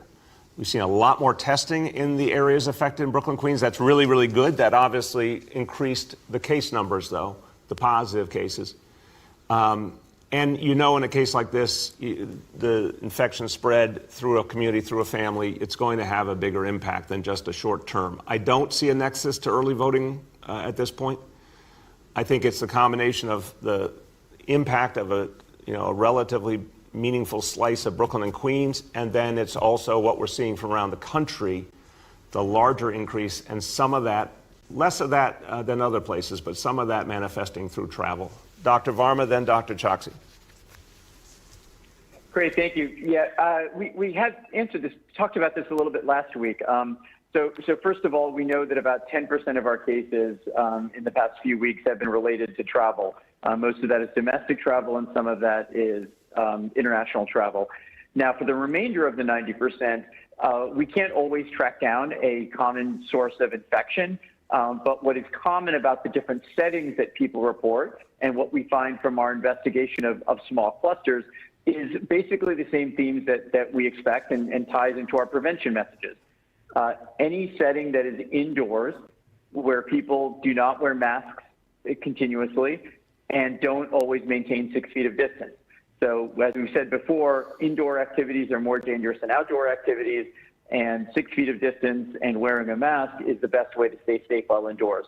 So what we've seen in clusters that have been associated with workplaces or any other type of indoor setting is those common themes. So we need to really continuously message to everybody about how important it is to adhere to those prevention measures. Dr. Choksi. Thank you. I just wanted to add one important point, which is that specifically around voting, voting is an essential activity. It is good for our health and it's safe, particularly when you follow our guidance, specifically around making sure that you are wearing a mask or a face covering as usual, ensuring that you keep that 6 feet of distance, including when you're in a line, and minimizing your time indoors. So for example, one thing you can do is look at your ballot ahead of time to keep the flow going through the polling site, as well as to minimize your time there. And then of course, make sure to use good hand hygiene, wash your hands or use hand sanitizer. Next, Go ahead. Next is Rima from Chalkbeat. Hi, Mr. Mayor. How are you doing today? Good, Rima. How you been? I'm good. So a couple questions for you. The first one, on Friday, the governor said schools closed in red and orange zones could reopen if students or staff return first testing negative. And then after that, it sounds like there has to be a round of testing with a quarter of the school's population tested on a weekly basis. And then those schools could close again with a number of positive results. So I'm wondering, when is the city going to open these schools? I think it's about a couple dozen in those areas. And how will the testing plan work? Rima, real good question, and we are looking at that right now. I mean, the state rules came out late on Friday. We're obviously assessing them. They're different than what we've seen previously. But look, I think the first question here is what's going to happen with the red zones in Brooklyn. We're watching the numbers very carefully. The state's going to make that decision, but by the numbers, I think it's fair to say you could well see some changes to those red zones in the course of this week. And that's obviously the best solution here, to have those red zones turn to yellow, and then the school reopening protocol is very straightforward. So that we're assessing the rules, we're assessing that timeline, and then we're going to make a decision in the next couple of days about how to handle it. Go ahead. Okay, I'm going to switch topics just slightly here. So with the city's new opt-in policy, or the window that you mentioned in your remarks earlier, we were thinking that there could be an influx of new students into the school buildings just after the holidays. So when people might be having large family gatherings or might be traveling, and given that the infection rates are trending upward or seem to be, do the city's health experts think that it's wise to have more students coming into buildings just in that window of time? Let me start and turn to Dr. Choksi and Dr. Varma. Look, it's a very fair concern. I want to emphasize that, sort of take your question and go to the root of it. First of all, we're going to strongly urge people not to travel. It's difficult, it's painful, I hate saying it, but we're going to urge people not to travel for the holidays, to stay local, and to not run the risk of people bringing back the disease, before you even discuss the schools, to the city as a whole, to their families. Second, if anyone is sick, we want them to stay home. If anyone's symptomatic, we want them to stay home. If people travel someplace else and they come back, they have to observe the quarantine. So really, if we do all that right, hopefully what you're raising is not going to be a particularly large challenge. But look, I think it's time, obviously, given how safe the schools have been, and given that there are parents who definitely want an opportunity to get back into the schools with their kids, it's time to give them that opt-in period. But we're going to be really careful about everything we do in the schools, continuing to hold very, very high health standards. That's what's worked for us. Dr. Choksi, Dr. Varma.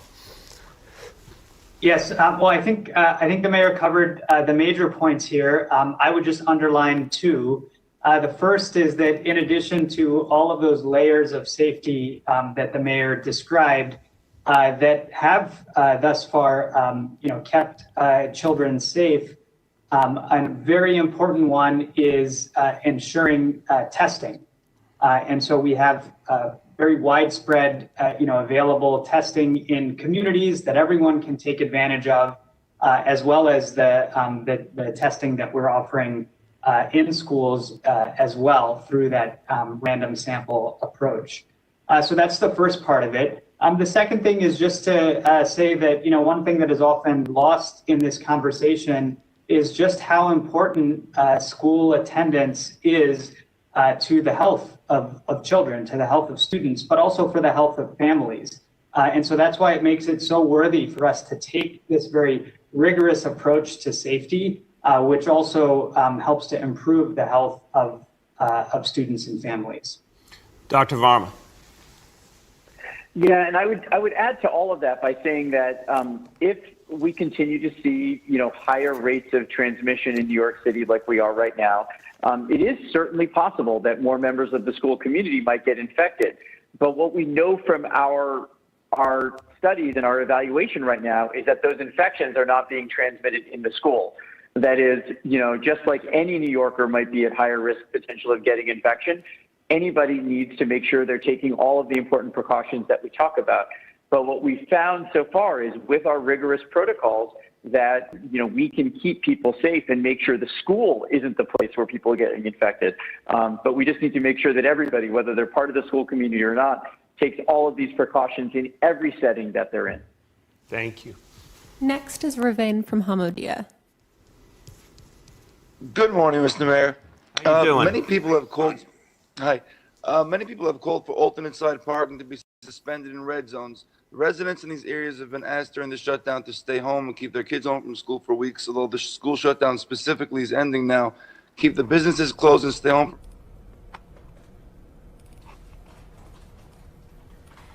So you're going to see a quick commercial break. We will be right back. The tickets that were already given in these zones. Ruben, look, this is an issue we've dealt with throughout the crisis. When we suspend alternate side, obviously we do it citywide as a whole. We don't historically have a lot of experience breaking it up by different areas. Look, I'll look at the concern for sure, including the concern about the tickets.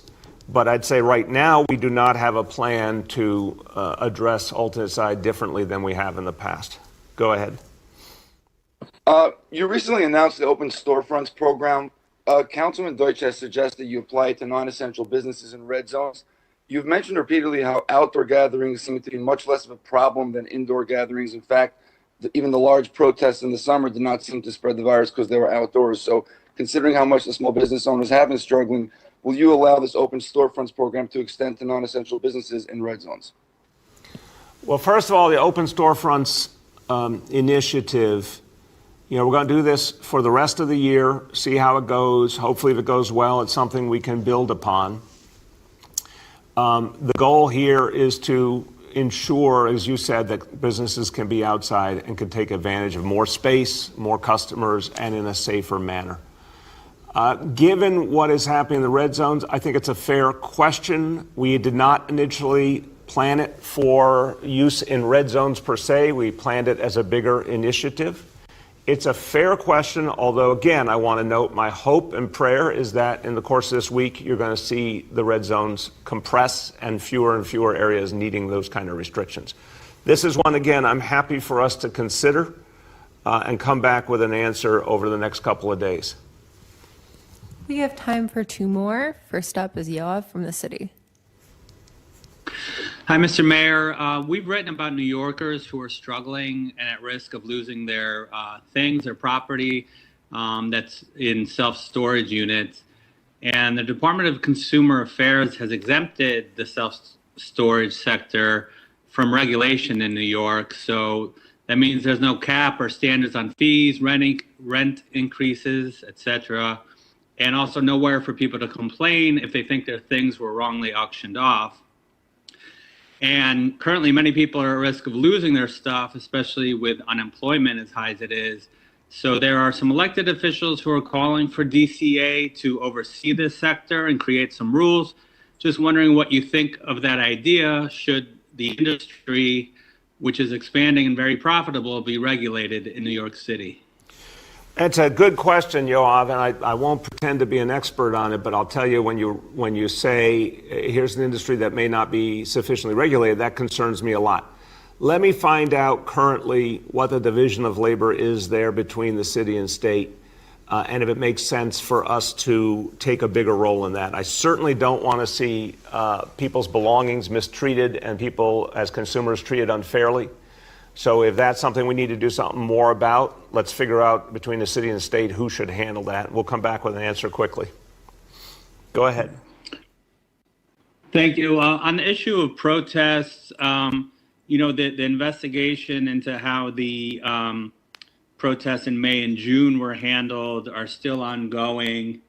And yet right now we're kind of seeing a resurgence in protests and certainly a fear of increased protests after the election.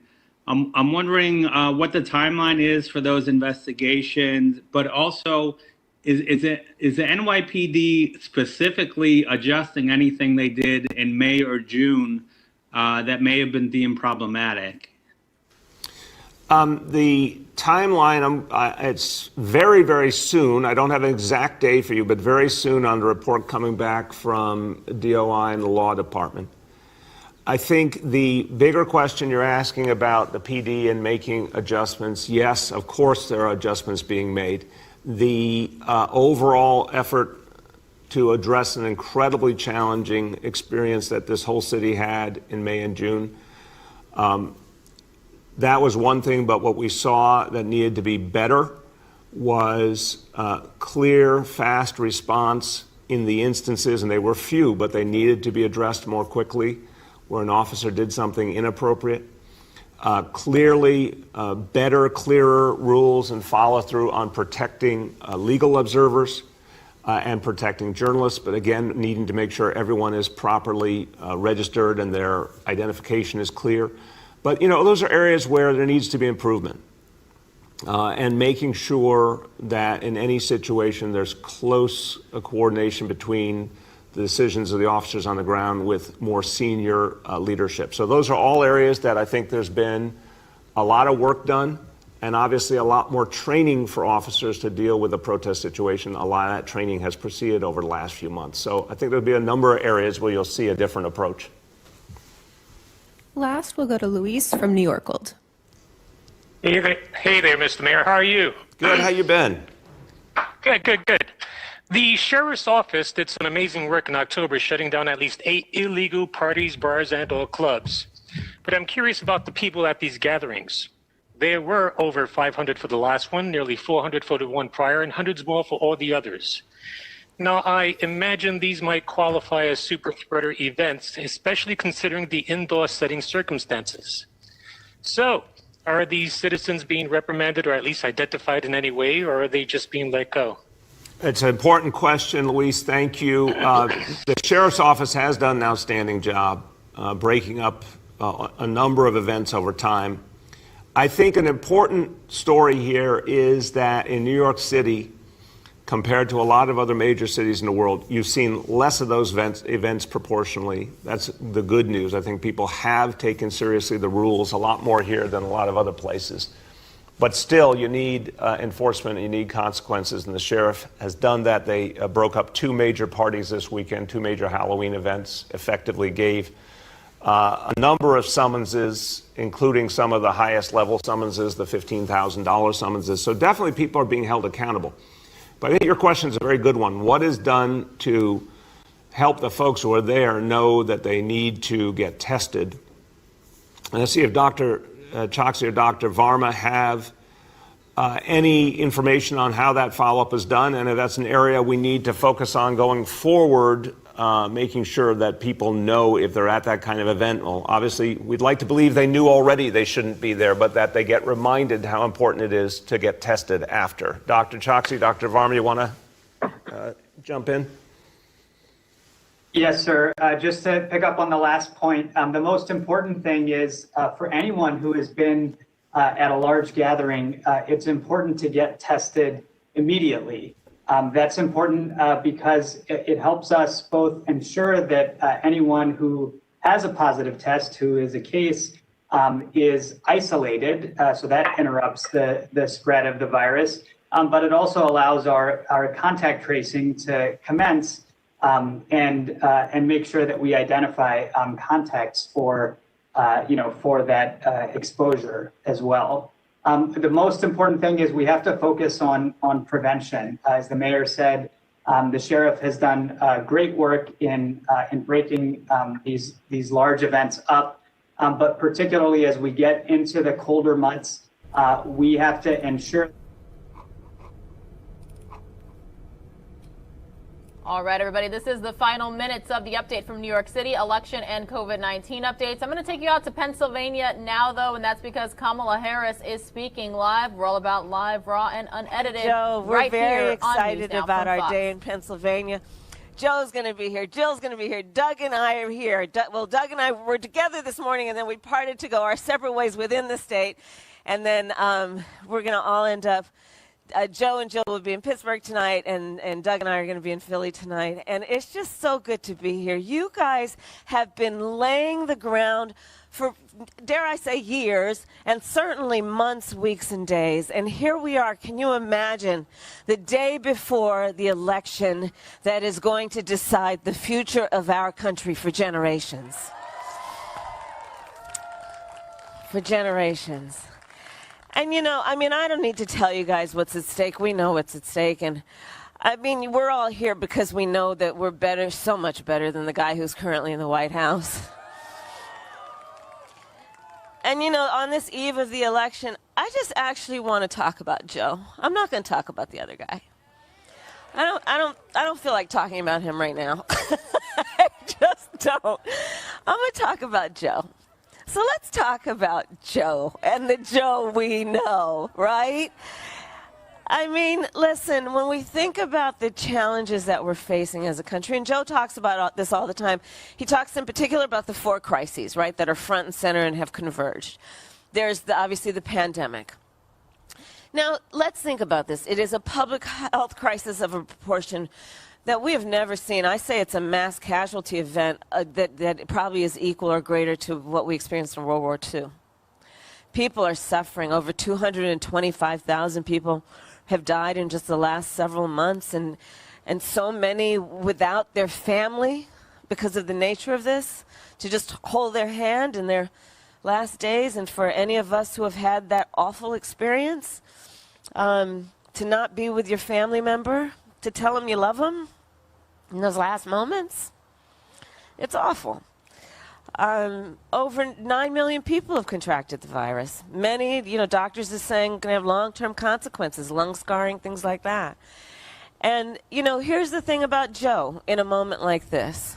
First of all, Joe, without having had the benefit of the inside information like you-know-who, and we know what you-know-who knew because Bob Woodward told us, Joe back in March, because he had an experience with Ebola, because Joe has been a leader and a dedicated public servant his entire career, because Joe is a student of issues and history, Joe back in March told us what we needed to do about this pandemic. And he's not even in elected office when he said it. Joe knew the importance, and you all know because if you know his story, Pennsylvania knows the story more than most. Joe has seen suffering. Joe has spent far too much time in a hospital with the people he loves. So Joe is somebody who, born out of awful sacrifice and commitment, together with President Obama, created one of the most significant public health policies, dare I say, public policies we've seen, some could argue since Social Security, when they got passed the Affordable Care Act that brought health care to over 20 million people that didn't have it. Joe understands the significance and responsibility of our government in one of its core functions, which is to concern itself with the public health and well-being of the American people. And that's why he and President Obama pushed for the Affordable Care Act. And what is Joe committed to doing? Going forward, he's going to expand the Affordable Care Act, build on its success, right? Expand on it, bring down premium costs, bring down drug prices, prescription drug prices. Joe knows when we're talking about health care, look, the body doesn't just start from the neck down, it includes the neck up. That's called mental health care. And Joe is deeply committed to doing that work because he knows that it is just as simple as what should be necessary if we value the point that access to health care should be a right and not just a privilege of those who can afford it. Joe knows that access to health care is a matter of respecting the dignity of people and wanting that people don't suffer, wanting that people are not in pain. Like, when you break it down, this is so much bigger than a political issue or an ideological issue. It really is a moral issue. And that's why Joe cares about it. You look at the economic crisis that we're in right now. Joe has always been a fighter for working people his entire career. You know, Joe and I, one of the things I love about being on this ticket with him, when we have time together and we're sitting down talking and maybe our family members are with us, and he has like a ton of stories from his uncle and his father, and he will tell them. And I've got my sayings from my mother, and so we just kind of, well, my mother said this, well, my dad said that. You know, we go back and forth. But you know Joe's background. Joe cares about working people. He comes from working people. He learned early in his life the dignity of hard work and the ethic of hard work. So Joe knows that we need to honor labor, honor organized labor, honor collective bargaining, honor the fact that a hard day's work should come with the benefit of paid sick leave, paid family leave. Joe knows those things. I love being on this ticket with Joe because he probably, and I believe, God willing, we win, we will probably have the most pro-labor administration we've seen in a long time. So, you know, on the issue of the economy, whenever Joe's asked about the economy, his measure of the economy is to ask not about the stock market and rich people.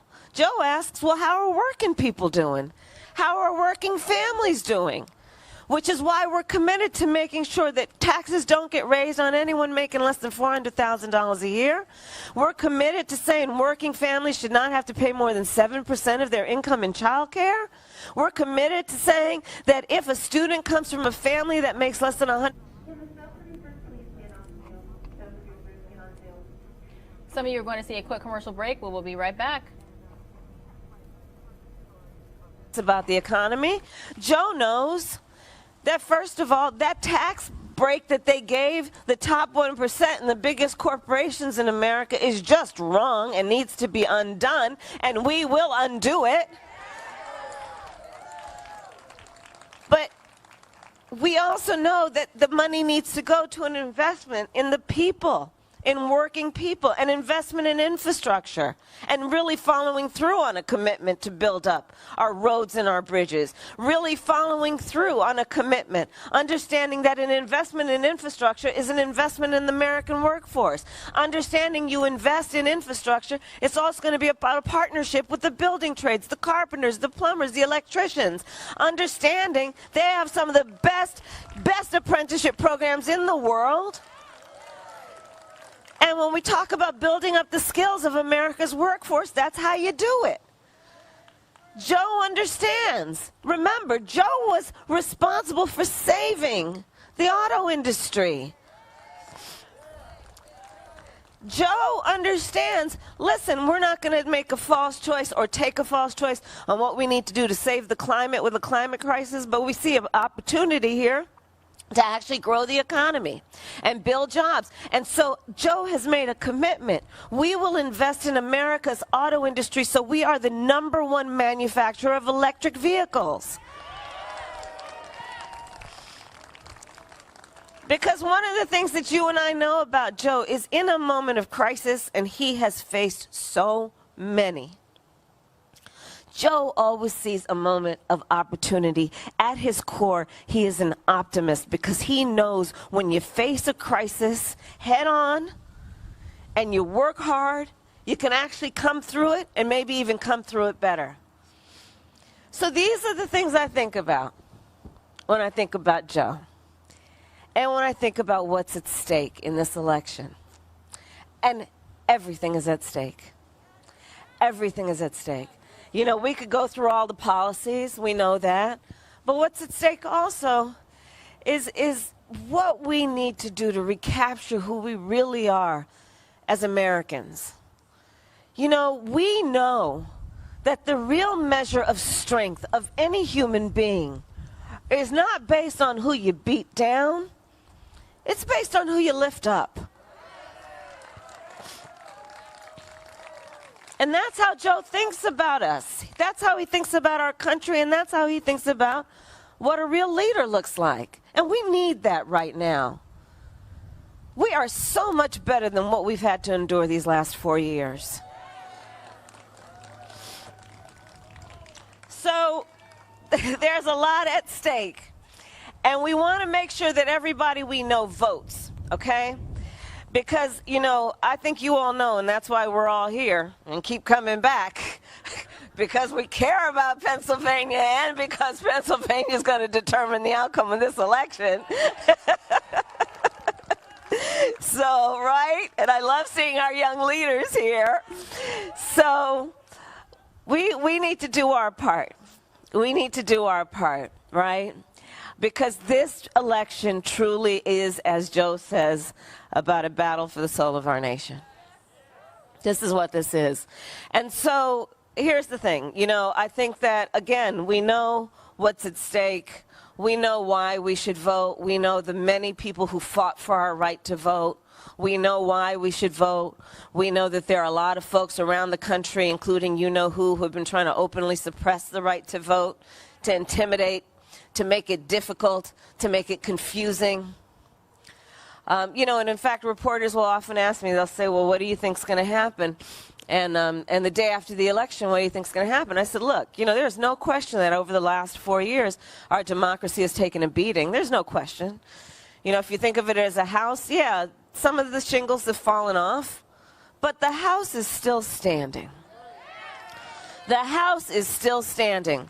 And one of the reasons the house is still standing is because I do believe, Pittston, I do believe that when we, be it in Pittston, when it be, we were in North Carolina yesterday, we were in Georgia yesterday, I was in Florida and Texas the day before, wherever you are, one of the things that we know about who we are as Americans is that this democracy that we hold dear and cherish will always be as strong as our willingness to fight for it. And we are prepared to do just that. So let's get out there over the course of today and tomorrow, and let's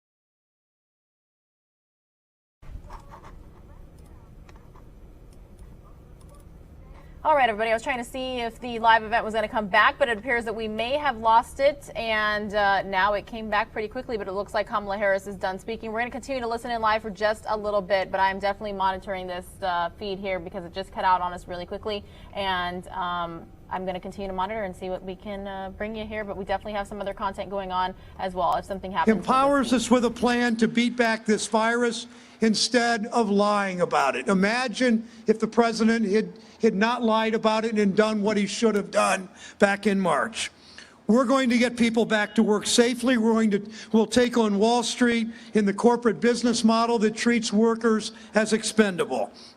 And we're going to build back better, build a better system centered on the dignity of work. When you love this country, you fight for the people who make it work. That's what Joe Biden's done his whole life. It's what he'll do as President of the United States. We have a little more than 24 hours to make it happen. In Ohio, as you know, we count our votes quickly. If we all vote, if we get our friends and our family members and our neighbors to all vote, Ohio again can be the state that puts Joe Biden and Kamala Harris over the top. So if you haven't yet, vote, obviously. But don't stop there. Each of you today, after this rally, find five people that don't care as much as you do, maybe, 5 people that aren't the activists you are. Find 5 people and make sure you talk to them about their plan to vote and make sure they vote. Ohio has the power to change the country. America is going to look to us tomorrow night. The country is going to cast its eyes on the Midwest, on the industrial heartland, on the Great Lakes state, on us in Ohio. We're going to vote in numbers so large that the results cannot be questioned and our workers cannot be ignored. And we're going to lead Joe Biden and Kamala Harris to victory. Thank you.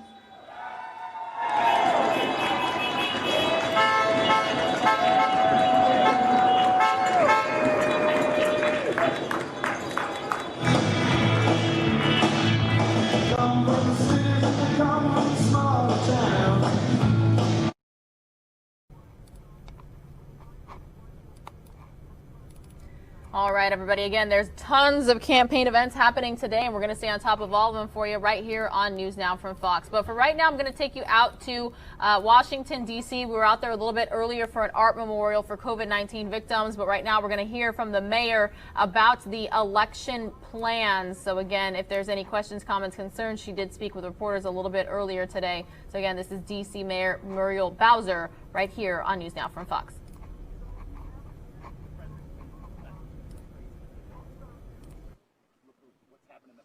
I can't comment on that. I can just say what we know is appropriate and what D.C. residents expect on our streets and for people who visit our city. How many police? 1 second, you've had a question. The police department last week said that there was no credible threat. I think you also said that. But I guess at the same time, all the officers are going to be on duty? That's correct. And why is that? We have to be prepared, Sam.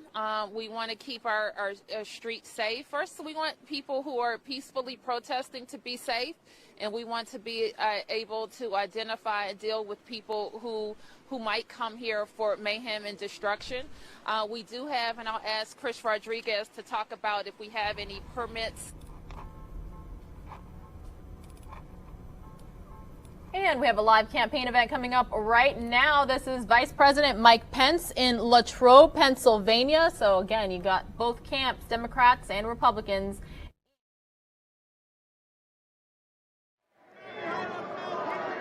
It is one more day.